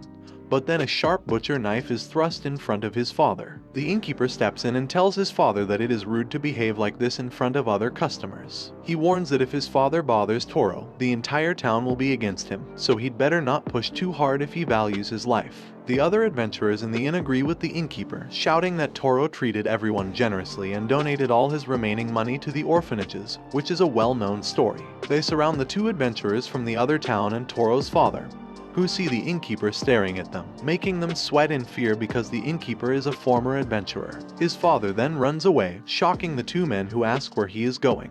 Before the men can chase his father, Toro tells them to wait a moment. One of the men asks what he wants now and tells him that if he is not going to pay, he should just leave them alone. Toro tells the man that even though he has cut ties with his father, he apologizes for the trouble his father caused. He then throws a coin at them, telling them it is for their trouble and there is no need for a receipt. The man catches it and is surprised to see that it is a gold coin. Realizing that Hawk, Toro's father, is running away, the two men rush to chase after him.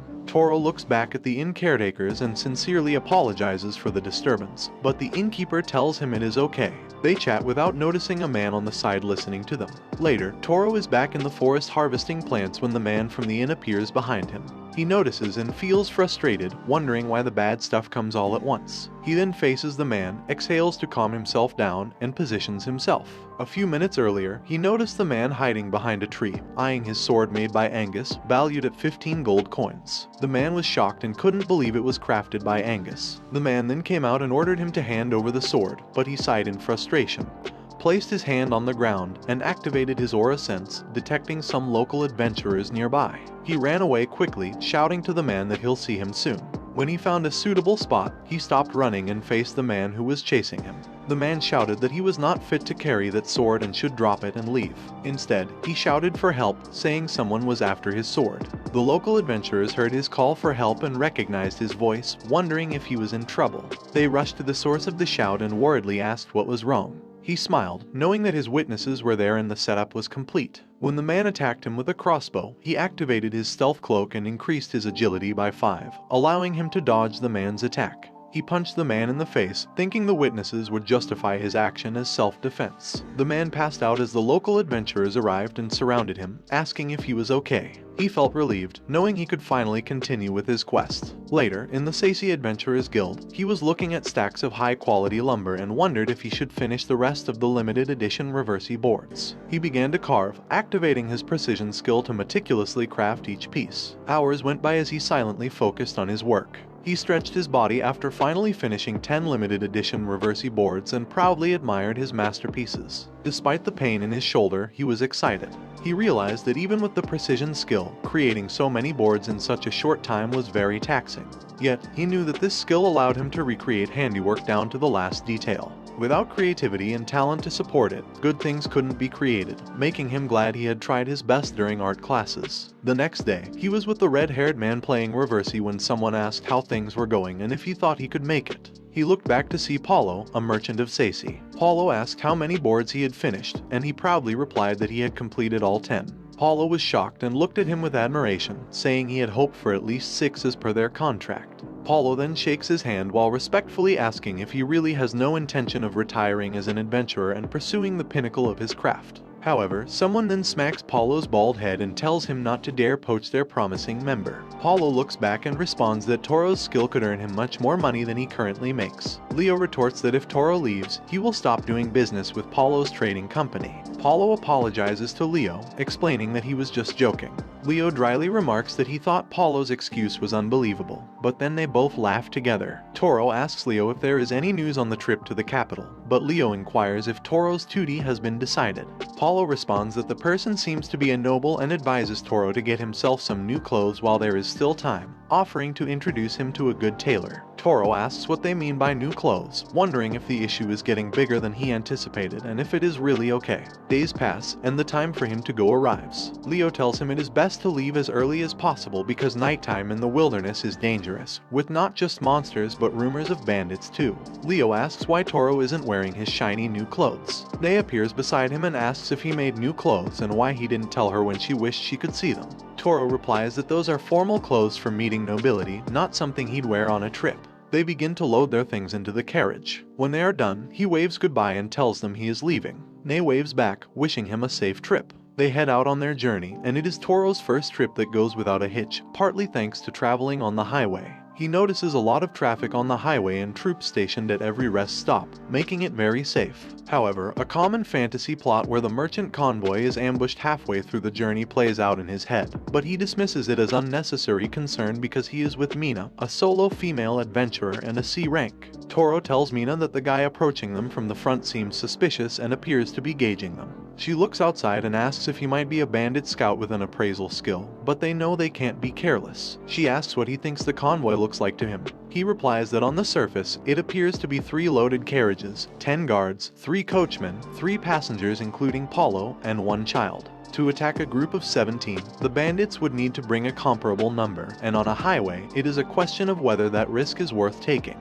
A moment later, at the rest stop, they are both eating when they hear a loud noise from outside, surprising them. Toro asks what it was, and Mina tells him she has a bad feeling about it. He He wonders if the bandits changed their target to the convoy behind them. A moment later, according to the soldiers who examined the scene, by the time they arrived, the bandits were gone and the convoy was wiped out. Their hope for the convoy's safety proved futile, making him think that reality is cruel. Later, the horse carrying them stops and waits for the carriage in front of them to move. Farmers outside notice their carriages. Mina excitedly calls him and tells him that the capital is in sight. He opens his window curtain and is amazed to see the length of the city wall, which is incomparable to Seise's. Paulo tells him that when they get closer, the height will surprise him too. A moment later, they arrive at the capital gate, and their mouths drop open at the sight of the huge gate, making him nervous. Mina walks closer to him and closes his mouth, laughingly telling him that his mouth is wide open. They proceed to move forward as the gate opens for them. Inside, they see elegant people walking, which amazes them even more. He notices that it looks like another world, with races he hasn't seen before. Paulo tells him that they are going straight to the merchant's headquarters, so he should come with them, which he agrees to, but then he forgets about it and sits next to Paulo as they head to the merchant's headquarters. A moment later, they arrive at the headquarters, and Whisker tells Paulo that they will inform the Adventurers Guild about completing their mission, and about the bandits, just in case. Paulo agrees and tells Whisker to gather there in the morning 5 days from now. Paulo then asks him and Mina what their plans are. He replies that he'll stay with Paulo's group, and Mina says that she is currently Toro's bodyguard, so she'll stay too. He waves goodbye to his adventurer members, noticing that the Five Arrows team seems at home in the capital. Mina tells him that they often did these kinds of missions, and she did too. He asks her if it was about getting used to it. She replies that it was only difficult at first and advises him that if he ever gets lost, he should use the Tower of the Imperial Castle as a guide.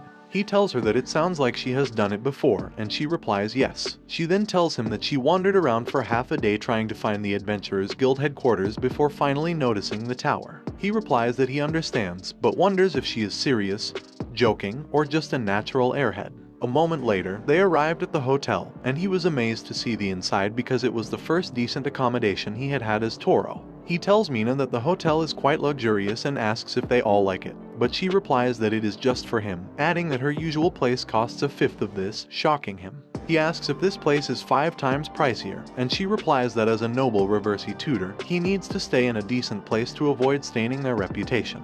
He understands that it is about reputation and she agrees. He tells her that he is getting nervous, but she reminds him that he won't last a month if he is nervous all the time. He reassures himself that it is only for a month and wishes he could return with them after 5 days. Mina smiles at him and tells him there should be no whining, to which he respectfully replies yes. They wave each other goodbye and she advises him to take a bath and get a good night's sleep. He follows her advice, thoroughly enjoying his warm bath. The next day, he greets Mina with a good morning. Mina, who has 2 huge black circles under her eyes, greets him back. He asks if she is not a morning person, and she replies that she is, but just feels cranky in the morning. He understands that this is part of why someone might not be a morning person, but he keeps his mouth shut. They then both start eating their sandwiches, chewing them in disappointment. He asks her if she doesn't think the white bread there is hard to chew, and she replies that the relaxing inn is special and even something like white bread is considered a luxury there. He realizes that he has gotten a little too used to the lavish foods he invented. He sadly says that he wants to eat ginger pork, and Mina imagines it, telling him to stop because he is making her remember the taste. As a regular at the relaxing inn, Mina has also developed a refined palate.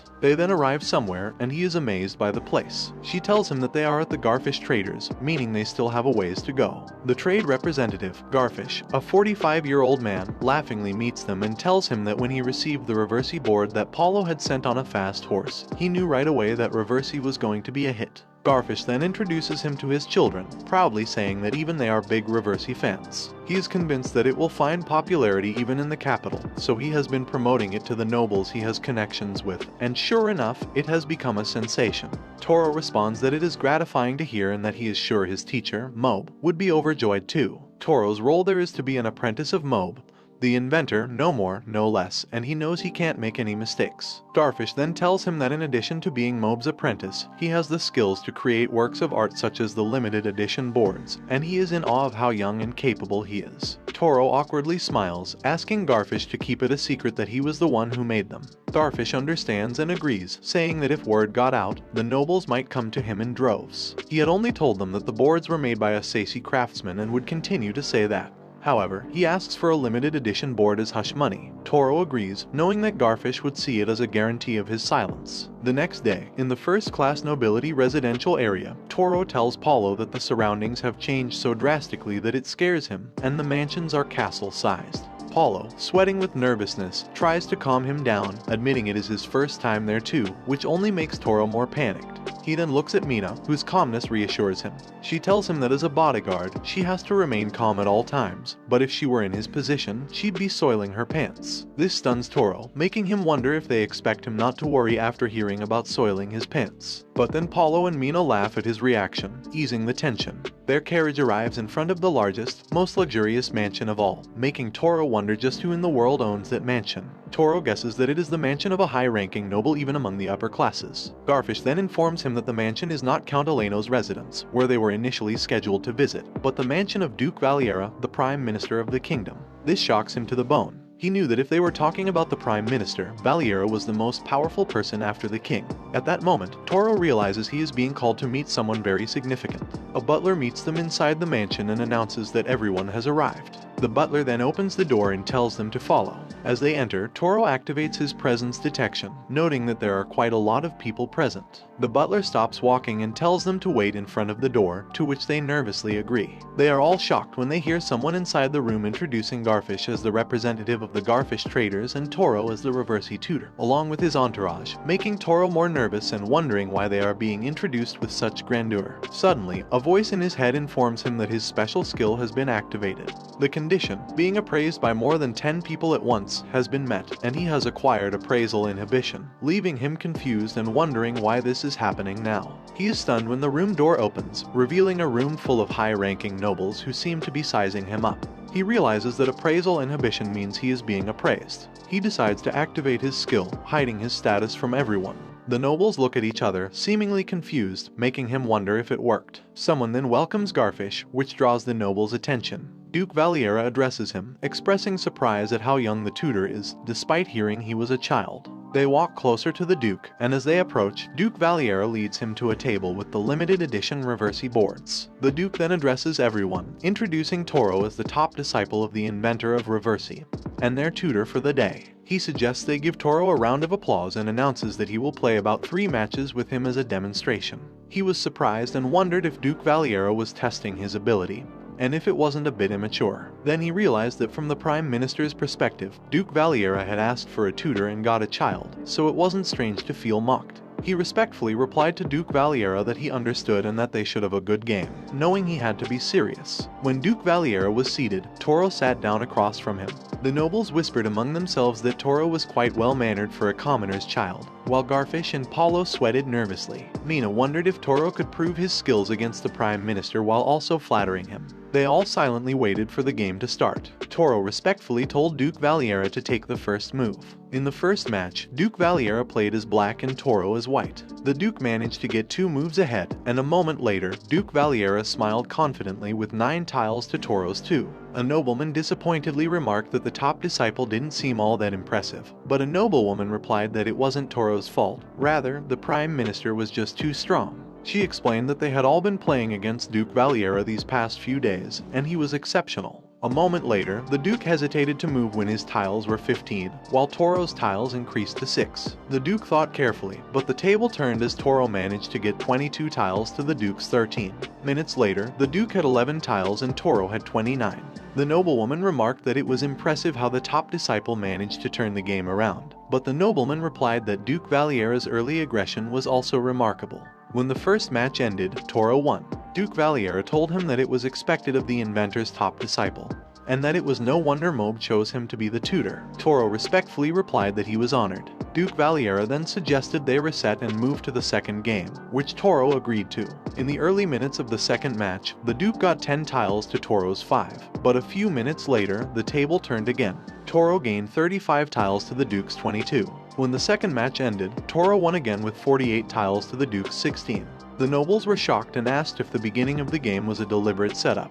Duke Valera, having a tough time, suggests they begin the third match. They start, and Toro gets the first move, gaining 23 white tiles while the Duke has 10. However, the Duke manages to turn the tables, getting 35 tiles while Toro has 20. When the third match is done, the result is a draw with 32 tiles each. Toro respectfully thanks Duke Valiera for playing, and the nobles clap, making him wonder if he is getting unnecessarily serious about Reversi. A moment later, Toro advises the nobles that while taking corners is good, it doesn't guarantee a win. He emphasizes that Reversi is a game for enjoyment and the best thing is to play and have fun. Garfish then calls him over and tells him that he couldn't say it earlier, but he was amazing. Garfish notes that in all 3 games, Toro gave away an early advantage and then turned the tables in the endgame, even managing to draw the last game while allowing the Prime Minister his moment. Pablo nods repeatedly in agreement. Toro humbly replies that they are overestimating him, explaining that the Prime Minister learned from the first 2 games and adapted by the 3rd game, leading to a draw.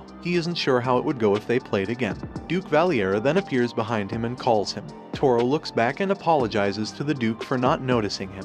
The Duke apologizes for testing him earlier and admits that Reversi, being so simple, really reveals the player's character, which is fascinating. He hasn't been playing long but had become overconfident. Seeing such a disparity in skill has made him aware of his own foolishness. Toro shakes Duke Valiera's hand, complimenting him on his resilience and adaptation, especially in the 3rd game. He admits he isn't sure he could win if they played again, making Duke Valiera laugh and thank him. Duke Valiera then changes the topic and explains that the reason he called Toro there, replacing Count Eleno at the last minute, was to evaluate him on behalf of someone else. Toro asks what he means by evaluating him and wonders if the Duke is referring to the appraisal he felt when he entered. Duke Valiera replies that he has an S-rank appraisal skill and trusts his judgment of people. However, it seems Toro is immune to it, as he only caught a glimpse of his abilities before they vanished, appearing quite ordinary the next moment. It was a first for him, so it was quite surprising. Toro realizes that his new ability not only blocks appraisals, but also shows false information. Duke Valiera then asks if Toro doesn't mind dropping his powerful appraisal inhibition because he'd like to introduce him to someone and needs to trust him fully. Toro realizes that the Duke noticed his ability and guesses that maybe he can learn something about his garbled text skills. He replies that he understands and will reveal his abilities, but only to the Duke. They then enter a private room, and Toro feels nervous because Duke Valiera is staring at him. He looks around to confirm that no one is watching. He then deactivates his appraisal inhibition, and Duke Valiera is shocked by what he sees. Duke Valiera comments that it is intriguing. His stats are low, typical for a child his age, but significantly boosted by an ability called Precision. Duke Valiera looks at his appraisal and sees his stats: 24 health, 75 mana, 15 strength, 90 intelligence, 12 constitution, and 250 dexterity. Additionally, his skills include Retrieve Memories, Purify, Eyes of Truth, Knowledge of Flora, Presence Detection, Stealth Cloak, Precision, Appraisal Inhibition, Blacksmith, Alchemist, Woodworker, Swordsman, Archery, and Paint. Duke Valiera remarks that he has never heard of the Eyes of Truth but finds it fascinating how it links with his appraisal ability and presence detection. Toro feels completely exposed and shakes nervously. However, Duke Valiera points out that what is more intriguing is that, despite having the garbled text skill, Toro has managed to increase proficiency in multiple professions. Duke Valiera explains that usually, increasing proficiency should proportionally increase stats, but that isn't happening in Toro's case. He finds it puzzling, but Toro is relieved to hear that his professional proficiency has increased, confirming that his efforts haven't been in vain.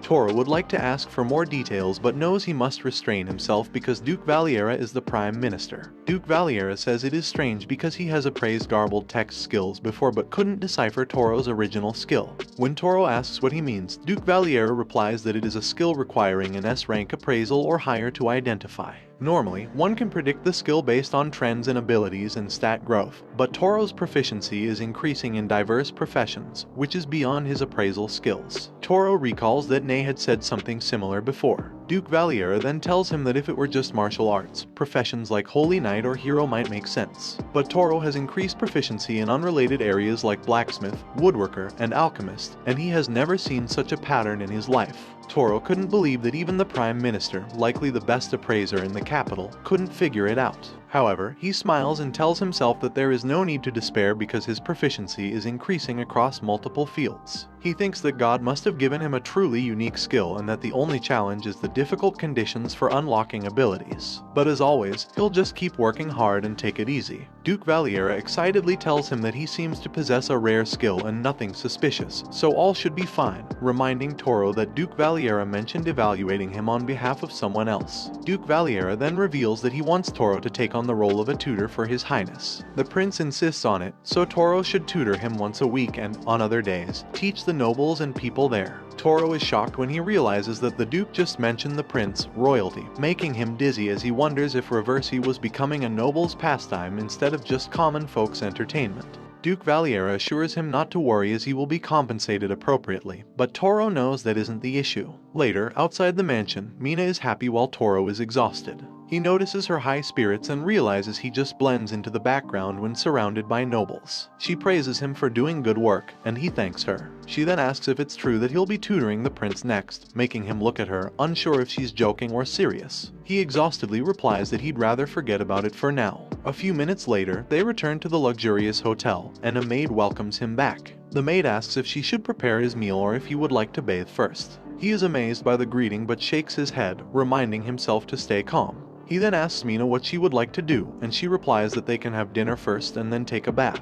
He suggests eating in the room and relaxing, to which she agrees. He tells the maid to prepare their meals in the room, and the maid respectfully replies that she will, as he wishes. The maid then rushes to inform the others that Toro and Mina will be served in their room and that they'll also start preparing the bath. Mina teasingly tells him that he is like a noble now, and he playfully responds that if he is a noble, she should call him Saru-sama. The next day, which is his rest day, they are eating breakfast when Mina asks if there is anything he'd like to do since they are in the capital. He thinks about his meeting with the prince tomorrow and decides he wants to relax today, though it means Mina can't wander around either. He then suggests they explore the capital, and she agrees, saying it sounds good. Later, while walking in the streets, he asks Mina if there is anything she needs. She stops by a nearby store and replies that she wants to buy souvenirs for her family and little brother, but they still have time during their stay. He asks her if she has a brother, and she replies yes, telling him that he is the same age as Toro and is a fan of his. Her brother always talks about adventures like his, especially after watching the puppet shows, making Toro feel both shy and surprised. Mina also tells him that her little brother even reenacts the scene where he chased away the debt collectors with copper coins, shocking him that the story spread so widely. He feels embarrassed every time he remembers it because it was so cringy. Mina then points to the side and suggests they go over there. He asks where they are going, and she replies that it is just nearby. They arrive at the Leviter magic shop, which amazes him. When they open the door, an employee welcomes them. He approaches one of the items and sees that it is a magic storage backpack. The staff member tells him that it is one of their proud products, made by the famous magical artisan Gene Fellow. It is a unique item, priced at 10 platinum coins. He knows that 1 platinum coin is 100 million in his world, so 10 of them means a billion yen, which shocks him. However, he realizes that the item itself is more important, and he wants it because magic storage is a staple in fantasy. Mina then tells the staff that she doesn't need a big one and asks if they have smaller ones. He asks Mina if she is buying it, and she replies that she is just looking and wants to know the price, performance, and design. The staff member sighs and tells them to come upstairs for more options. They walk upstairs and see a swarm of magic items. Mina laughingly points at the items while looking at him, which confuses him. Then she puts on magic glasses and holds a magic wand, causing the staff to panic and whisper not to touch them. After enjoying the magic items, he asks her if they should head back without buying anything, making the staff sigh and whisper that he knew it. However, the staff is glad that they finally left. Outside, they laugh hard, and he tells her that she was so bold. She reminds him that he had fun in the second half. The next day, in the royal carriage, he steps out and is stunned when he sees the royal mansion in front of him. When the butler of the royal family saw them, he announced their arrival and gracefully welcomed them along with the head maids, making Toro feel even more nervous. He had been briefed about what to expect at the castle by the butler, whom he decided to call Sebi for now since he didn't know his name. Sebi pointed the way and told him to follow. The gate opened, and they followed Sebi inside while the knights surrounded them, gracefully welcoming them. Sebi then informed him that from there on, his attendants should refrain from following and directed them to the waiting room. Sebi ordered the man next to him to guide them, and Toro waved goodbye to Mina, telling her that he would see her later, to which she replied she understood. Sebi led the way, and soon they arrived at the prince's room door. Toro worriedly told himself that he should do this. He sighed and excused himself to the prince, introducing himself as Toro and explaining that he was there to teach reversi. The prince told him to come in, so he pushed the door open and saw the fifth prince, Flu. He noticed Flu's pointed ears, indicating that Flu was an elf, but Flu was not quite what he expected. Flu disappointedly remarked that Toro was really just a kid and questioned if a child like him could really teach him. Toro respectfully replied that he was the foremost disciple of the developer Mob, so his skills were adequate. Flu, however, commented that Toro looked younger than him, making Toro annoyed as Flu was judging by appearance and trying to assert dominance. Flu then pointed to the table where the limited edition reversi set was and told him they should start the lesson. Toro replied that he looked forward to it. They began to play and had a few more rounds, but Flu panicked because he kept losing. Toro thought that crushing Flu completely might be a little immature of him, but he guessed it was okay since he was just a kid to Flu.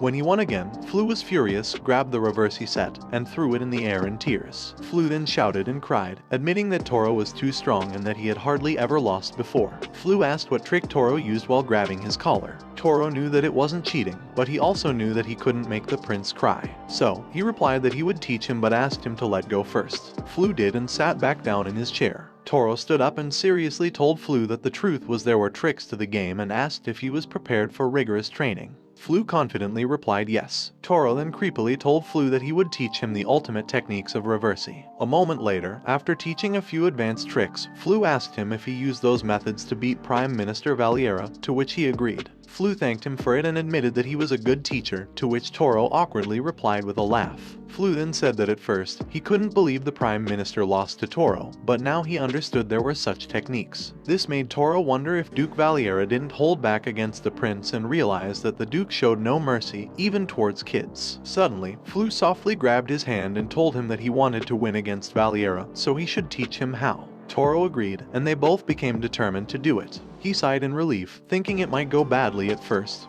But Flu wasn't a bad guy. From then on, the prince's reversi training began. It was supposed to be weekly but quickly increased to 3 times a week. With Toro's intensive guidance, the prince's skill improved rapidly. Later, back at his accommodation, the innkeeper apologizes for the intrusion and asks if the carriage outside is the royal carriage, to which Toro awkwardly replies yes. The innkeeper sweats profusely and jumps out of the stairs, then bows in front of him, crying and apologizing. The innkeeper begs him to immediately upgrade to the highest grade royal presidential suite room, which horrifies them both.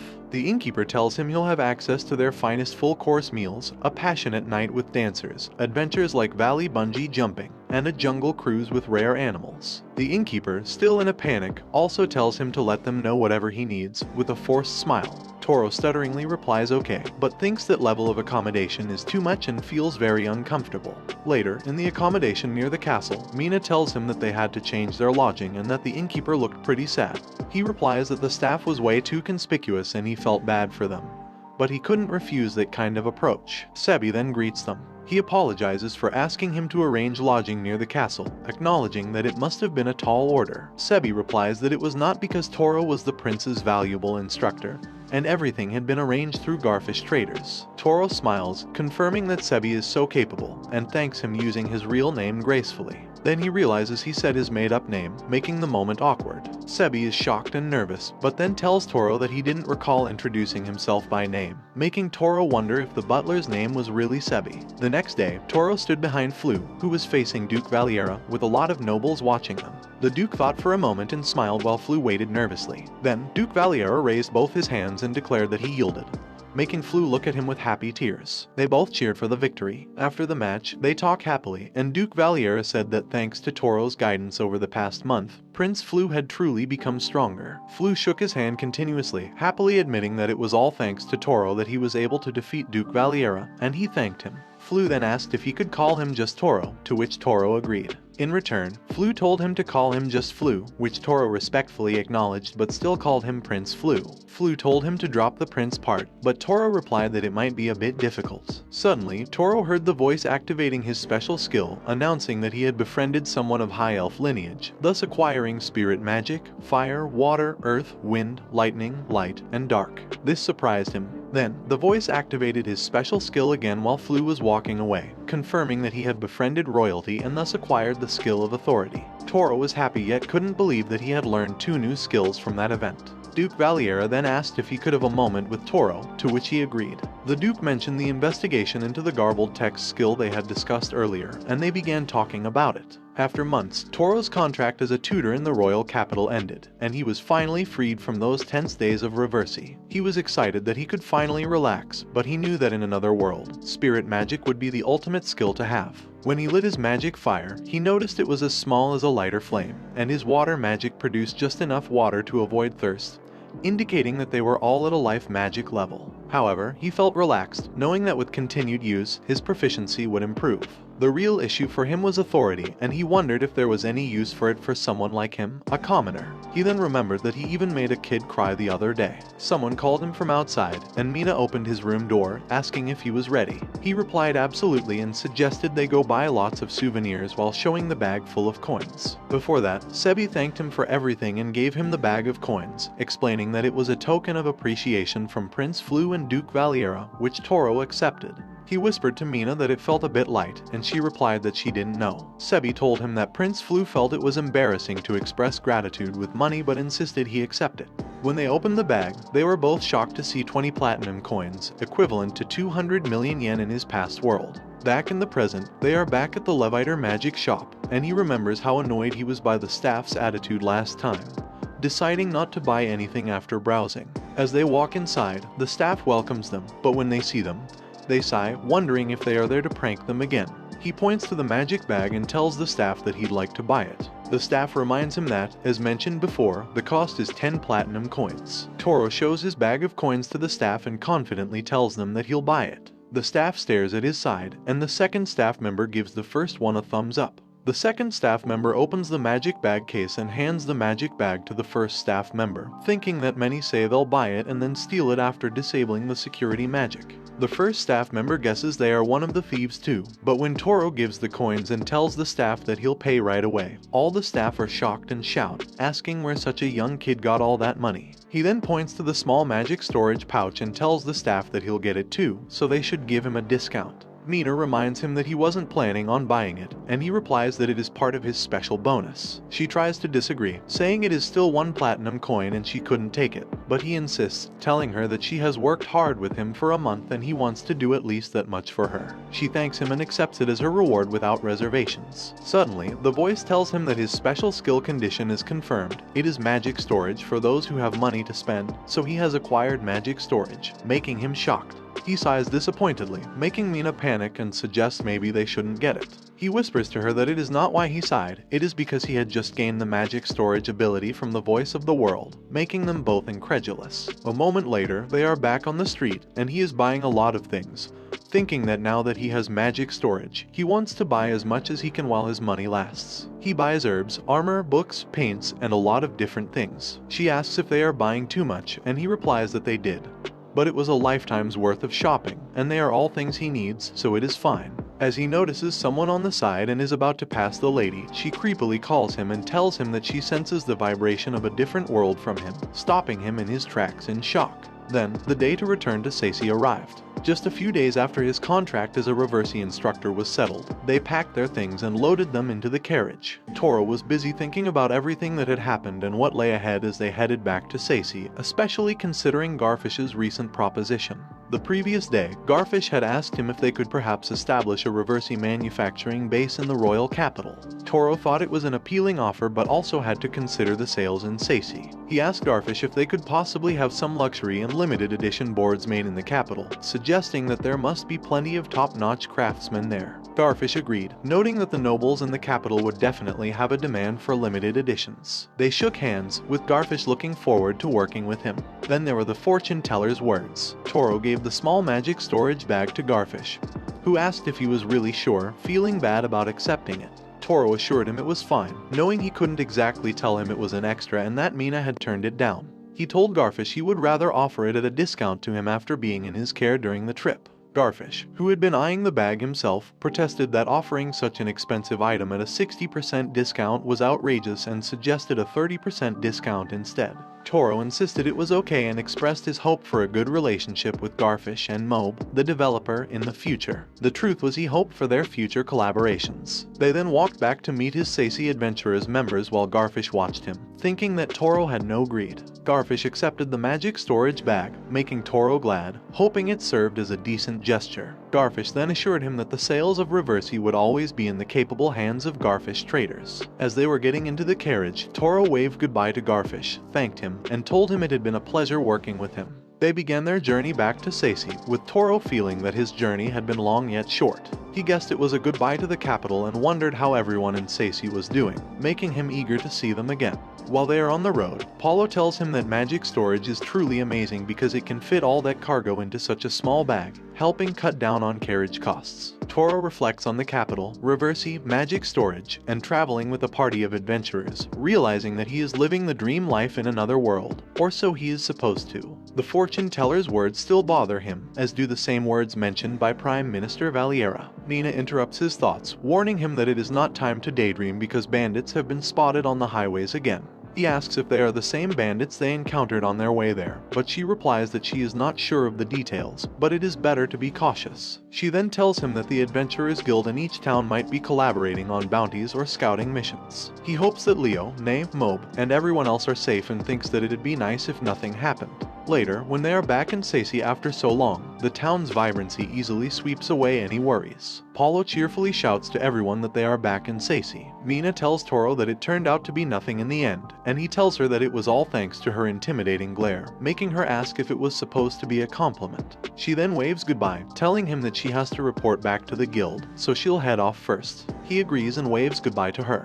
Paulo then tells him that he'd like to discuss the limited edition Reversi boards at the office, but Nay cuts Paulo off and sweetly welcomes Toro back. Nay worriedly asks him how the capital was, if he was okay, if he managed to teach the nobles properly, and notices that he bought leather. He tells her to relax and assures her that he'll tell her everything once they get back to the guild. Nay sighs with relief, admitting that she got a bit carried away but is glad to see him looking well. She waves goodbye, telling him that she'll see him later. Toro is glad that nothing has changed and he is back in Sassy, his beloved town. And so, Toro's return to Sassy was a busy one. The limited edition Reversi boards were left to the craftsmen in the capital, but Paulo suggested that Toro himself should create a one-of-a-kind piece of added value. Under the agreement, it would be made without revealing Toro's name, using the pseudonym Gyro Sugar for the stamp. Of the original 5 limited edition Reversi boards, 3 were sent to Prince Flu, Prime Minister Valiera, and Count Sassy, while the remaining 2 were given to Garfish. Unknowingly, these would later become known as the legendary Sugar brand Reversi boards. Months passed by, and Toro was at the Guild Quest board, carefully looking at the quests. When he found one, he approached Nay. She saw that it was a goblin extermination quest and was amazed that he had finally reached E rank, which he confidently confirmed. She worriedly asked him if he was okay going solo. He replied that he was a bit anxious, but he needed to get used to new quests. She sighed in understanding but brightly told him not to push himself too hard.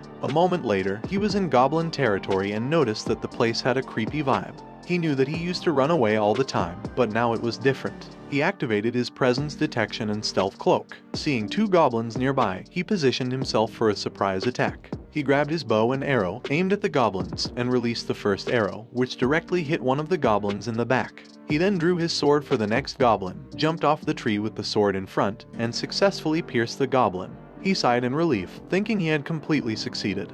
But then he shivered in fear when he felt a presence behind him. Before that, he was busy collecting the goblin ears and their magic stones to complete the quest. He looked around when he felt a presence behind him, wondering if the noise had attracted more goblins. He was shocked when he saw more goblins launching an attack from behind. Fortunately, he dodged their attacks in time and blocked the close attack with his bow. However, one of the goblins managed to hit him slightly, causing him to kneel on the ground in pain, realizing it was too soon for him to face them alone. He wondered if he should run away, but decided not to, thinking there was another way. When one of the goblins got closer, he knew it was all or nothing. The goblin launched its knife at him, and in that moment, a symbol lit up on his forehead. Using his authority skill, he was able to make the goblins stop in their tracks. Seizing the opportunity, he immediately slashed the 2 goblins in front of him with his sword and took their magic stones out. He then drew his bow and arrow and shot the last one from behind. Exhausted, he kneeled on the ground, knowing that if he hadn't remembered his authority skill, he would have been in trouble. Despite the pain in his body, he was glad he managed it alone. but he knew he needed to become stronger. A moment later, he was back at the guild. When Nay saw him all beat up, she worriedly asked what had happened and panicked when he didn't answer. She put her hand on his head, patting him while asking if he was okay and if he had any injuries, making him shy. The other adventurers wished they were him. She then told him it was good he was safe and that he even completed the quest. Leo praised him, saying he didn't think Toro would manage that much and that maybe his skills were pretty amazing after all. Toro humbly replied that he was just lucky and that when it comes to battles, he is still far from a seasoned adventurer. Leo patted his head and told him that adventurers sometimes grow with luck on their side and that every step is important. Nay then approached him and told him there was a letter for him. He saw that it was from Count Sacy, making him wonder what it could be. Later, at Count Sacy's mansion, the Count arrogantly asked if he was Toro Sadu, to which he replied yes. Count Sacy scrutinized him with a look that made Toro feel uncomfortable. Count Sacy then told him that there was only one reason he called him there today. He wanted him to be his reversey mentor. Among the nobility in the capital, not a soul was unfamiliar with Toro's name, renowned as a reversey master. The Count also mentioned that he heard Toro was close with the 5th Prince and the Prime Minister, and that he lived within his territory, which he hadn't known prior. He thought of meeting Toro in person, to which Toro replied that he understood and noticed that Count Sacy didn't necessarily give off bad vibes. Count Sacy then asks if he will accept the role of reversey mentor, and Toro replies that he would start right away, thinking it is better not to refuse and avoid any issues. He begins to tutor Count Sacy and thinks that it seems like a good start, which means he should be fine for now. The next morning, Leo calls every adventurer in their guild to gather around, causing confusion about what is happening so early in the morning. Toro asks Nay what is going on, and she replies that a quest came down from the capital to all guild branches. He tells her it sounds like a big deal and asks what it is about. She replies that it is a quest to subdue highway bandits, making him wonder if it is the same ones they encountered on their way to the capital. Leo then calls him and orders him to come on stage, announcing that their guild has decided to join the bandit extermination quest. First, they'll send out a scouting team, comprising 3 teams of 3. Cheek, an E-rank adventurer with merchant skills, introduces himself to Toro and tells him to leave the negotiations to him. The leader, a D-rank adventurer with thief skills, introduces himself as Qzort. Toro shakes their hands, introducing himself as Toro, and thinks it is a temporary team but one he has always wanted. Qzort asks if he has the presence detection skill, which Toro confirms, wondering how Qzort knew about it. Qzort then suggests they hold a strategy meeting. During the meeting, Qzort explains that they will gather information by visiting villages where bandit sightings have been reported, using Cheek's negotiation skills and Toro's presence detection. Once they narrow down the location, they'll use Qzort's scouting skills to thoroughly search for the bandit's base. The strategy meeting with Qzort and Cheek goes smoothly, and when Qzort tells them to get ready and depart the next morning, they both agree. It is Toro's first team action, and they are counting on him, so he thinks they must make the operation a success. 3 days later, a man stops 3 hooded figures and asks who they are. Cheek replies that they got lost after chasing down some monsters and asks if they could take shelter from the rain. He tells Qzort that the villagers are unusually wary, so Qzort shows a money bag, telling the man they won't stay for free and that they have the means to pay. The man thinks for a moment and agrees, warning them not to go into the village and that they can stay by the eaves of the shed. Suddenly, someone appears, calling the man Burn and asking about the strangers. He reminds Burn not to do anything rash. Toro is surprised when he recognizes the man's voice and sees that it is his father, drunk. He couldn't believe it. Staring at the man, he confirms that it is indeed his father. Toro wonders why his father would bring such outsiders to a village that isn't welcoming, and he gets a bad feeling about it. He whispers to Qzort that his father is there, and Qzort asks if it's the one who treated him badly. Toro whisperingly replies yes while fixing his hood as his father looks at them. A moment later, Cheek asks Qzort if the village seems suspicious, and Qzort agrees, suggesting they head back for now. Cheek then calls Burn and tells him that it doesn't look like the rain will stop anytime soon, so they have decided to give up for today. Cheek asks Burn if they can possibly get a discount on their refuge fee, and reminds Burn that it gets dangerous with the monsters after dark. Burn, pissed, asks Cheek if he is trying to bargain. Cheek apologizes and gives Burn 3 silver coins for the 3 of them. Burn, smiling, tells Cheek that it can't be helped and they should settle on it. The village's atmosphere, the villagers' attitudes, and Toro's father, Hawk, being sheltered there ensure them that the village is the hideout of the bandit group they have been searching for. As they run through the forest, Toro tells them he was worried they'd be discovered when they started haggling for the refuge fee. Cheek explains that paying up front would have made them look more suspicious, and being generous like that would put the villagers in a good mood and keep them from reporting them. Both Toro and Qzort understand and think that Cheek is good at negotiating. A moment later, men on horses start looking for them. Qzort feels something and tells them that his sleuth has detected the presence of enemies coming after them. Cheek replies that they noticed them quicker than he thought and asks Toro if it was really his father. Toro confirms it, saying there is no mistake about it. He then sees a horse behind him with a man determined to catch them. Qzort notices that the man is on high alert and tells them that his father may have reported them. Qzort turns Cheek's head around and tells them that they need to get back to Sacy. While running to escape, Qzort explains that taking the main road might make them too conspicuous and get them surrounded. If they can make it through the forest and over the mountains by night, they should be able to shake off the pursuers. The information about the bandit hideout that the three had uncovered was quickly sent via a fast horse to the surrounding areas, leading to a large-scale extermination quest by the combined guild branches in each region. The Sacy branch was also bustling with preparations. During a meeting, Toro told Leo to let him join in since his father was involved, knowing that he couldn't cause any more trouble for everyone. Leo stared at him for a moment and sighed before agreeing. Toro's first large-scale quest was about to begin. On the day of the bandit extermination, before dawn, adventurers gathered one after another. Roy told him that the place in front of them was definitely the village, which Toro agreed with. Roy then began to explain the plan. They would split into 2 squads to assault the fortress from the back, prioritizing securing it and rescuing any hostages. The remaining squad would raise the village on a signal to catch the bandits off guard and take them down. During their search, due to the rain, Toro and his team hadn't noticed that the village was surrounded by fences and had watchtowers like a fortress. Toro was placed in the forest assault team due to his skill in archery and ability to hide his presence. He nervously knew they needed to take down the lookout first. When he got closer, he aimed his arrow at the man in the fortress and successfully hit him. As the man fell to the ground dead, Roy signaled the others to move, and they all followed. Despite his hands shaking, Toro stopped it, thinking that even though they were bandits, it was his first time assaulting somebody. Roy approached him and told him not to back down now. Toro assured Roy that he was fine, knowing he must focus on the quest today. On the other side, one of their members then jumped on the fence and successfully stabbed the man guarding it. He raised his hand, signaling that it was done. On Toro's side, Toro noticed the adventurer struggling to climb the fence. Without hesitation, Toro accessed his magic storage and made the fence disappear. His teammates stood in utter shock, unable to believe what had just happened. The bandits' boss panicked when he saw the adventurers inside their territory and shouted, asking how they had invaded so easily. On the other hand, Mina was surrounded by bandits who teasingly told her to prepare herself. She effortlessly swung her sword, slashing and pushing them back. She was then surprised when fire attacked the bandits around her. She saw that it was the cat lady casting a fire spell to attack the bandits from a distance. Whisker told the cat lady that it should demoralize the enemy. On the other side, Toro ran out of arrows, so he decided to use his spirit magic, Earth, and attacked the bandits from behind with stones, completely preventing his team from being hit thanks to his precision skill. The bandits' boss shouted to his men that they had the numbers, so they should surround the adventurers and take them down, not noticing Roy behind them. When the second-in-command was about to tell the bandits' boss that the fortress had been taken, Roy hit the man from behind, using the back of his sword.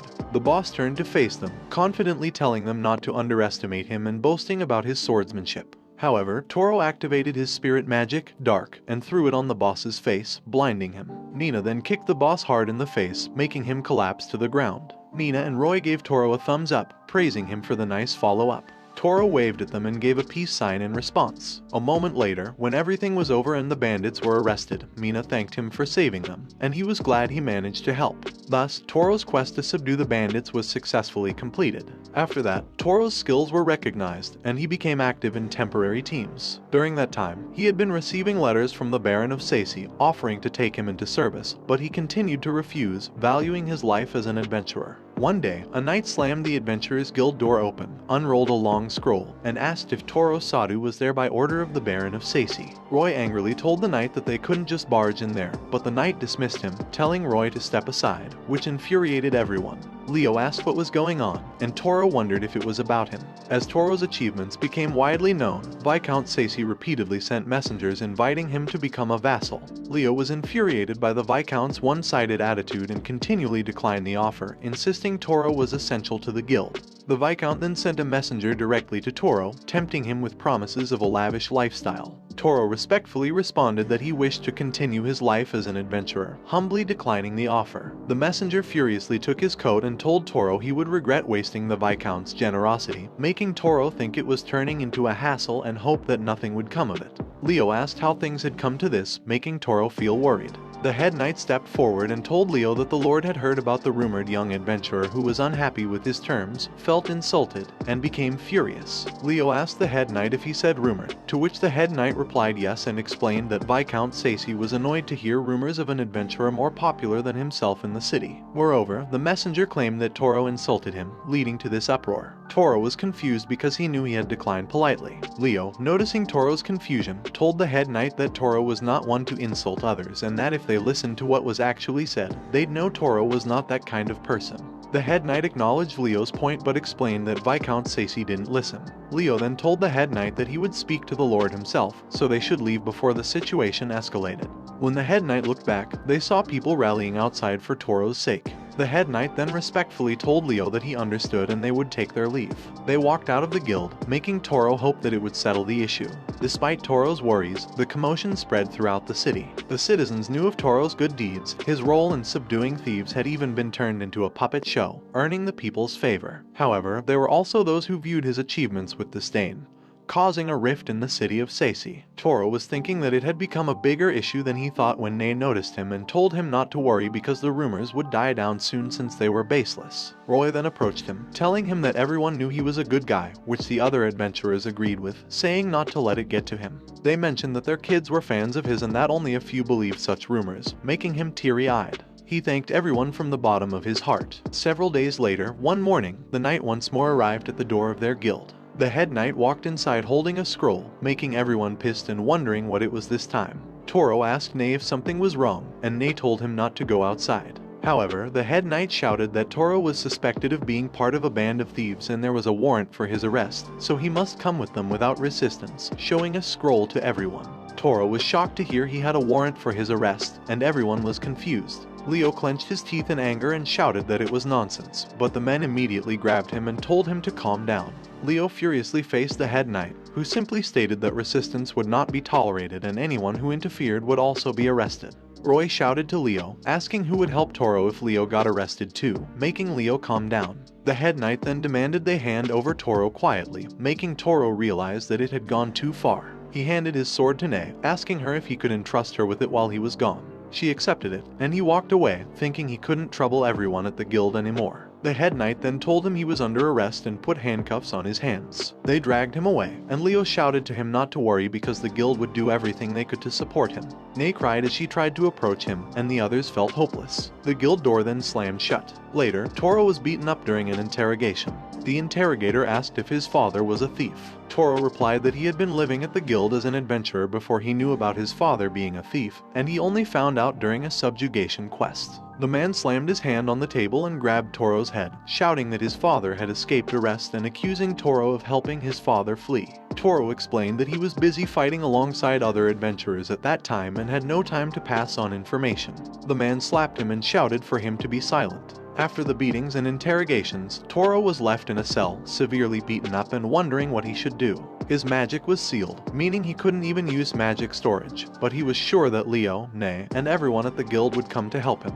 He believed in them and endured the ordeal. In the royal capital, 2 weeks since Toro's arrest, Garfish was sitting but couldn't hide his panic and worries. Duke Valiera entered the room and asked Garfish what brought him there so suddenly, reminding him that he was quite busy and to make it quick. Garfish worriedly told Duke Valiera that he needed to talk to him about Toro, making the Duke confused and asking what had happened to Toro. The Duke then ordered Garfish to tell him more about it carefully. After Garfish explains everything that happened to Toro, Duke Valiera nods and replies that he understands. Garfish assumes the Duke can save Toro, but the Duke tells him to wait and thinks they have no choice but to involve His Majesty in the matter. This shocks Garfish, who begs the Duke to request it at once. The Duke explains that it is not that simple because matters within a domain should ideally be resolved within it. Additionally, there are factions among the nobility, and Viscount Sacy is part of Marquis Haragura's faction.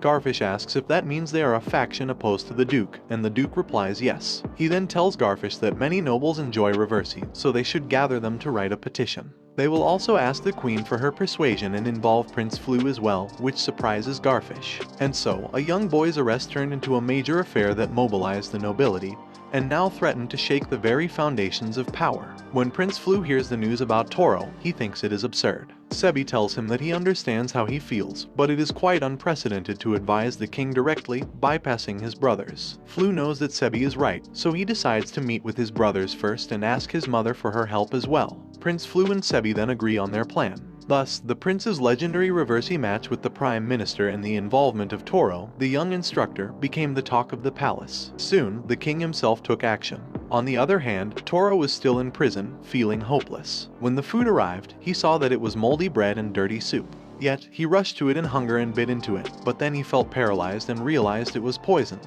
He wondered if he should have admitted to the crime.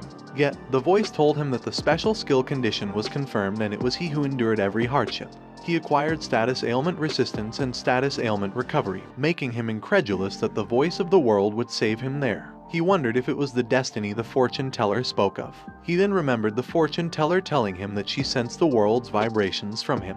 Moreover, from his fortune, she felt the essence that heroes bear, and he was led by destiny to save that world. He looked at Mina, confused, and then the fortune teller told him that his skills would prove most useful, so he should be diligent in his efforts. Back then, he thought it was far-fetched, but now he guessed maybe the time had come. If that was truly his destiny, he shouldn't stay there any longer. Nearly 3 months had passed since Toro was imprisoned, and Viscount Sacy knelt in front of the king, expressing that it was a great honor to be summoned and telling the king that his radiant mood graced them all.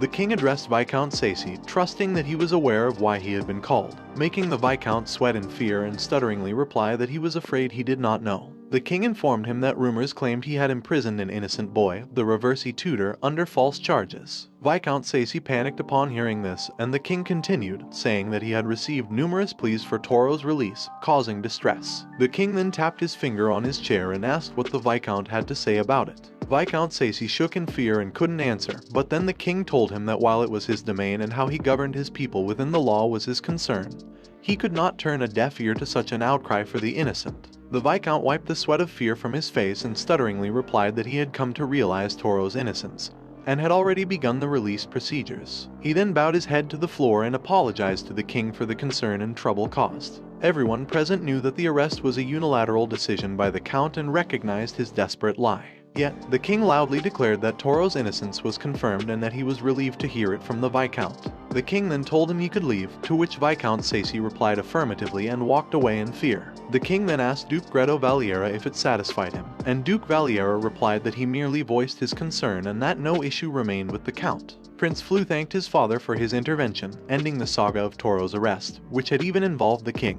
The next day, in the Adventurers Guild Sacy branch, adventurers read in the newspaper that Toro had been released, and they all cheered inside without knowing that he was standing in front of the guild. He then opened the door. The adventurers rushed to meet him, and he told them that he was back. Nay was in tears when she saw him, beaten up and full of wounds. She approached him and hugged him tightly, crying as she welcomed him back home. The Baron of Sacy's tyranny was criticized not just by the Adventurers Guild but also by the commercial guilds, including Garfish traders. However, as the opponent was a feudal lord, public reactions were muted. The doctor then healed Toro's inner injuries and told him that he would need to rest for a while. Toro replied that he was just happy he could sleep in a fluffy bed, making Nay heartbroken as she worriedly looked at him. Leo hit his head gently and told him that if he could joke, he was okay. He then called Nay, who was crying because of Toro's situation, while Leo was relieved that he was fine. Toro steadily recovered and got back to sword training. The voice then told him that he had confirmed a condition of recovery from the brink of death and had acquired the super regeneration skill. He was amazed to get it and thought that he had learned something pretty amazing.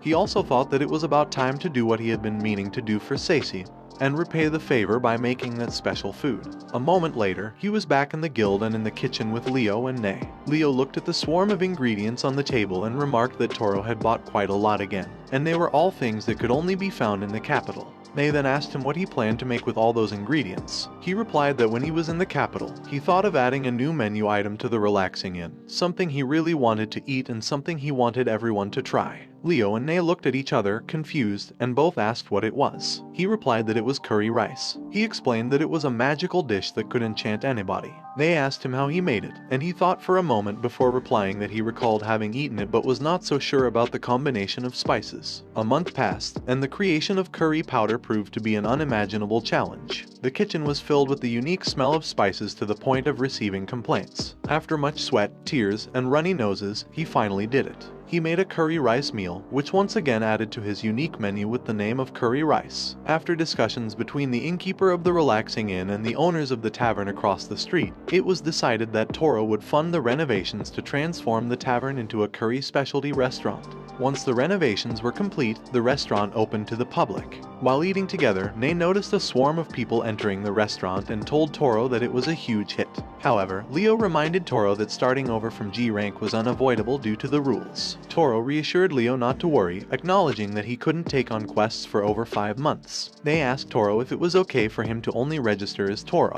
He replied yes, explaining that he still felt reluctant to use his father's surname, which was associated with the remaining bandits and was already widely known among the nobility and the royal family. Besides, he wanted to try living as just Toro. They agreed, telling him that he had already made up his mind about it. He smiled and nodded, wanting to be just Toro and nothing else. Toro then opened a discussion with Leo about the margin of the relaxing inn. Leo explained that they had discussed taking over the rights to the inn's earnings. Leo asked Toro if he was really okay with it. Toro replied yes, explaining that he would need the money for moving. Leo was silent for a moment before telling Toro that if he was okay with it, they would buy it. However, the curry shop was not for sale because it was something Toro had built from the ground up. They would handle the management, but Toro would keep the rights and have access to the shop's funds from any guild location. This made Toro touched and teary-eyed. He bowed to Leo, thanking him so much for it. Leo patted his head and told him there was no need for thanks, asking if he remembered what he said when they first met. Later, a grand farewell party was held at the Adventurers Guild before Toro left. Nei cried as she hugged him, telling him not to forget about them. When the time to depart arrived, Nei asked if he had everything, and he replied that he was good. Leo asked if he would also be saying his goodbyes in the capital, to which Toro replied yes. Leo wished him safe travels, and Nei, still teary, told him to take care, though she was sure he would be fine. He respectfully bowed to them, truly grateful for everything they had done for him.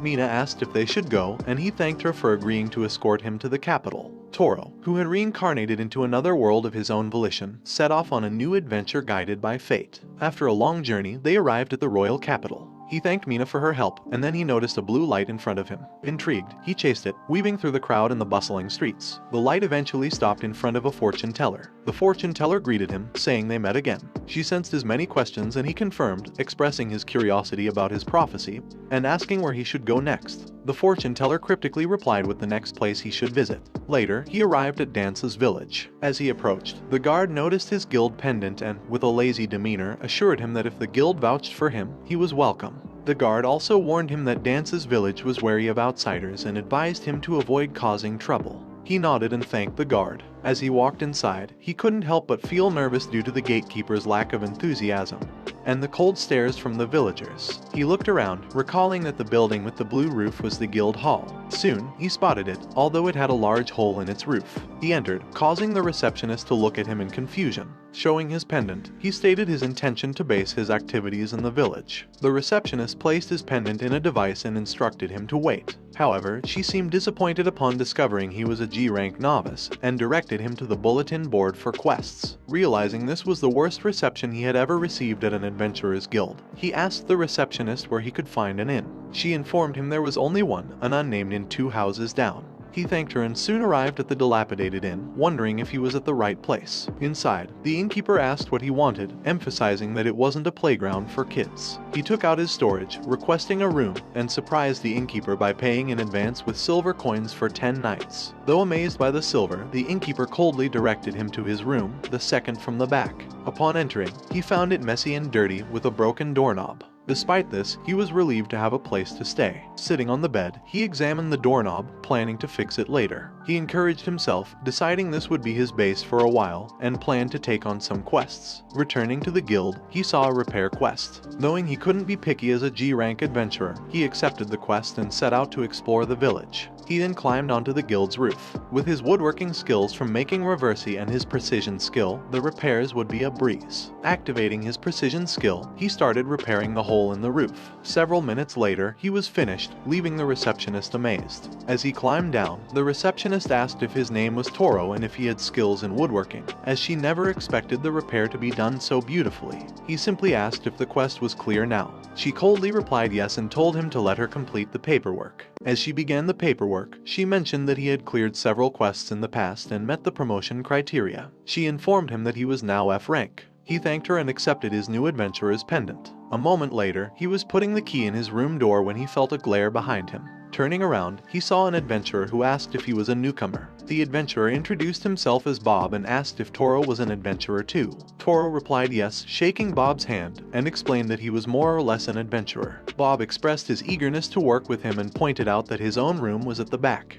Bob, an E-rank adventurer, was pleased to hear that Toro had just been promoted to F rank. He offered his help, promising to give advice if needed. Bob then remembered something and mentioned hearing from Chloe, the receptionist, about Toro repairing the guild. He waved goodbye, asking Toro to save him more trouble. Toro smiled, happy to finally meet someone kind, and resolved to give it his all starting tomorrow by taking on F-rank quests. The next day, he arrived at the forest, walking around with his basket. Toro's Eyes of Truth skill was originally for appraising objects. By linking it with his flora knowledge and presence detection skills, he developed an original technique for efficiently gathering herbs while detecting danger. Because of this, he noticed someone being chased by 4 goblins. Rushing to the scene, he was shocked to see it was Bob. Toro shot 2 of the goblins with arrows and activated his authority skill to immobilize the remaining goblins. He then slashed them with his sword. Rushing to Bob's side, he asked if he was okay, but was horrified to see that Bob was poisoned. In a panic, he shouted Bob's name in worry. He knew he had to hurry and told Bob that he was going to treat him immediately. He applied some cream to Bob's wounds and made him drink a potion.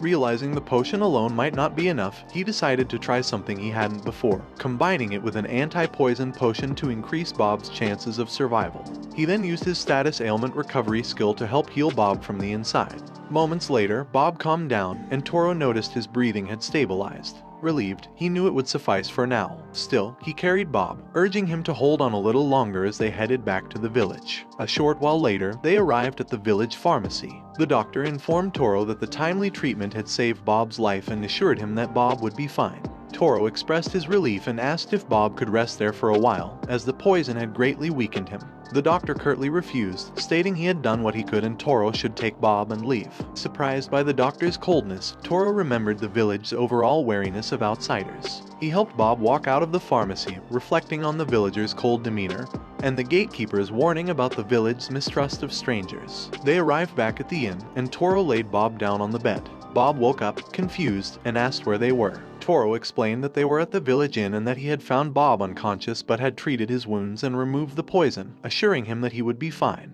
Bob understood and apologized for being a burden, but Toro dismissed it, asking if Bob had been on a quest. Bob explained that he had been doing a monster cleanup around the wayside shrine, which confused Toro. He asked if Bob meant the shrine, and Bob confirmed, explaining it was dedicated to the deity worshipped in the village for a long time. But the area had become unsafe lately for various reasons. Bob added that they hadn't held a festival in honor of the deity since the monster population had increased. Toro asked if this was why Bob was doing the monster cleanup. Bob confirmed and mentioned that something seemed suspicious about the shrine. Curious, Toro asked what he meant. Bob, one of the canine folk, explained that he trusted his nose and his instincts, which told him the shrine smelled fishy. He noted that, while faint, the same smell was present in the village, and there was no mistaking it. Toro agreed that the place felt off and asked if Bob thought the shrine was the main point of concern.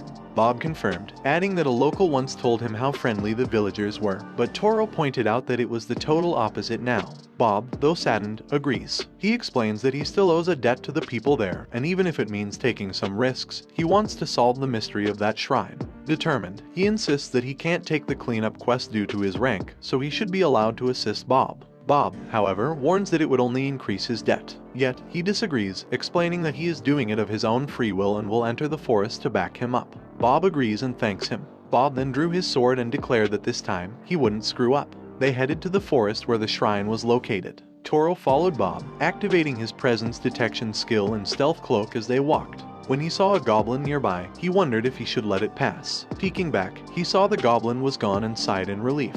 Continuing to walk, he used his presence detection skill again and felt Bob's presence nearby. However, he also sensed more presences. Emerging from the bush, he was shocked to see a swarm of goblins and a goblin sorcerer. It was his first encounter with a goblin sorcerer. He realized the knife that poisoned Bob was likely the sorcerer's idea. Goblin sorcerers were rare, intelligent, and capable of using magic, making them significant threats. He noticed the place they were gathering around and wondered if it was the shrine Bob mentioned. Seeing the goblins heading inside, he thought the shrine could be very dangerous. Toro debated whether to wait for the goblins to come out, knowing Bob might be on his way. Hearing movement in the bushes, he wondered if he was too late. Bob emerged from the bush, and Toro tried to call him in a whisper, but the goblin sorcerer noticed Bob. Bob shouted at the goblins, accusing them of desecrating the shrine.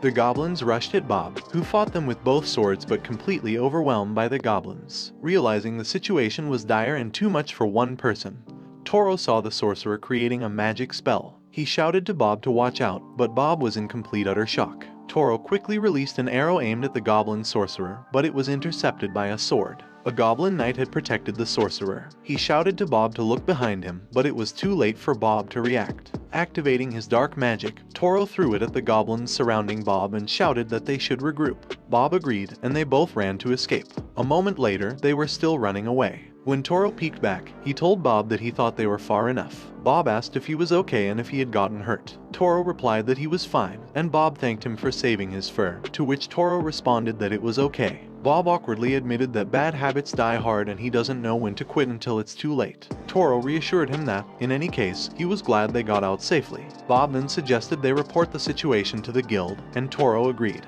Later, they arrived at the guild, and Chloe was surprised to hear from them that there was not only a goblin sorcerer, but also a goblin knight at the shrine. Bob begged her to request reinforcement immediately, but she reminded him that when they did so previously, everyone except him ended up leaving. Bob asked about the guildmaster of that branch, suggesting he could be a valuable fighting force. Chloe replied that the guildmaster got tired of the villagers' attitude and quit 3 months ago, leaving her to run the guild by herself. Toro realized that the situation was worse than he had thought. If the people who left spread the village's bad reputation, no adventurer would be willing to come there. As Bob had said, they couldn't save the village unless they dealt with the source of the problem. He guessed they had no choice but to defeat the goblins with just the two of them. Chloe then assigned them both an urgent quest to eliminate the goblins, with no time limit. Toro stutteringly replied okay, and Chloe told them she'd leave it up to them. Toro told Bob that it was all up to the two of them to defeat the goblins. Bob expressed concern that defeating a group of goblins, including a sorcerer and a knight, with just 2 people was next to impossible.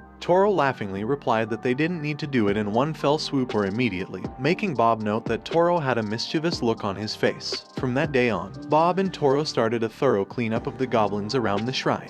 Toro knew that goblins moved in groups, so he decided to play it safe and pick them off one by one. He hit one of the goblins with his arrow, and slowly but surely, the 2-man team whittled down the number of goblins. Toro knew that they had wiped out all the normal goblins. The goblin sorcerer and the goblin knight would now have to forage for food themselves, which meant it was only a matter of time.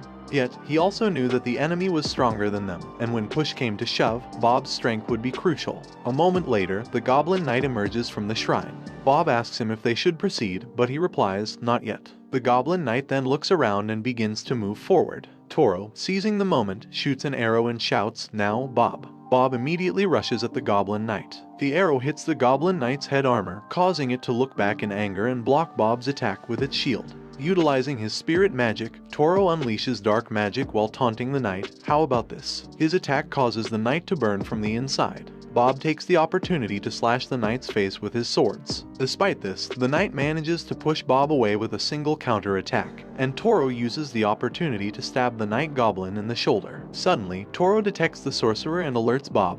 The sorcerer is heading in their way. Bob is momentarily shocked, however the goblin knight slashes him, causing Toro to shout Bob's name in worry. Toro then attempts to stab the goblin knight in the chest, but the goblin knight blocks his attack and pushes his sword away, launching its own sword at Toro. Unfortunately, the sword pierces his stomach, and the knight laughs as Toro shakes in pain. Toro falls to the ground, and the goblin knight laughs loudly in victory. Yet, Toro manages to move and grabs his sword from the ground. He forces his shaking body to stand and channels all his power to boost his strength, stabbing the goblin knight in the neck, successfully killing it. Toro then kneels on the ground, feeling the pain of his wound, but he senses the goblin sorcerer behind him. He immediately uses his super regeneration skill. Smoke emerges from the sorcerer's mouth as it says, "Monster," and releases a huge fire from its mouth while Toro hides himself with his spirit magic dark magic. Toro pours a potion into Bob's mouth, urging him to hurry and heal up. The sorcerer spreads a rain of fire everywhere, forcing Toro to come out from hiding. The sorcerer tries to attack Toro with the huge fire, not noticing Bob moving. He dodges the fire in time and the sorcerer declares, this time, he won't miss.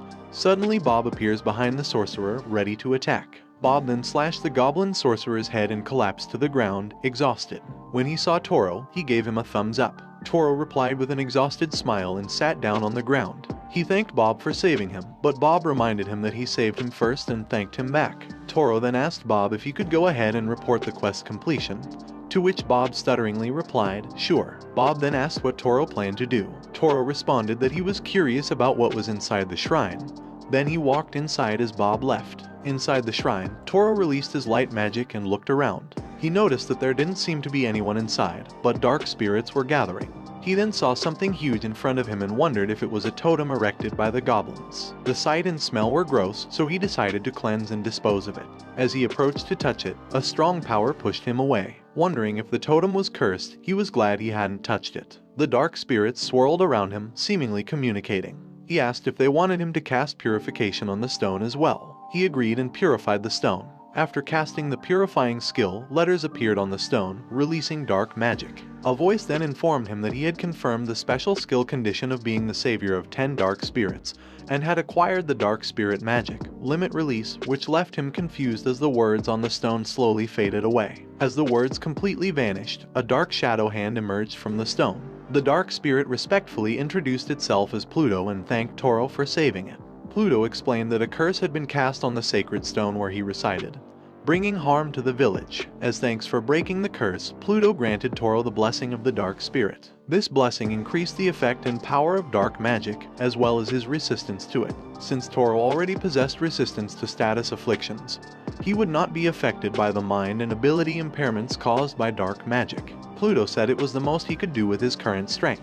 Toro thanked Pluto, acknowledging that it was really helpful. Pluto expressed gladness at being of assistance and said he would now depart, as it had been some time since he had seen the outside world. Pluto then speedily left the shrine, seemingly unaffected by the bright light outside. Toro felt the blessing of the dark spirit and was amazed at the newfound power. He thought that if the dark spirit was right, the curse on the village should now be broken.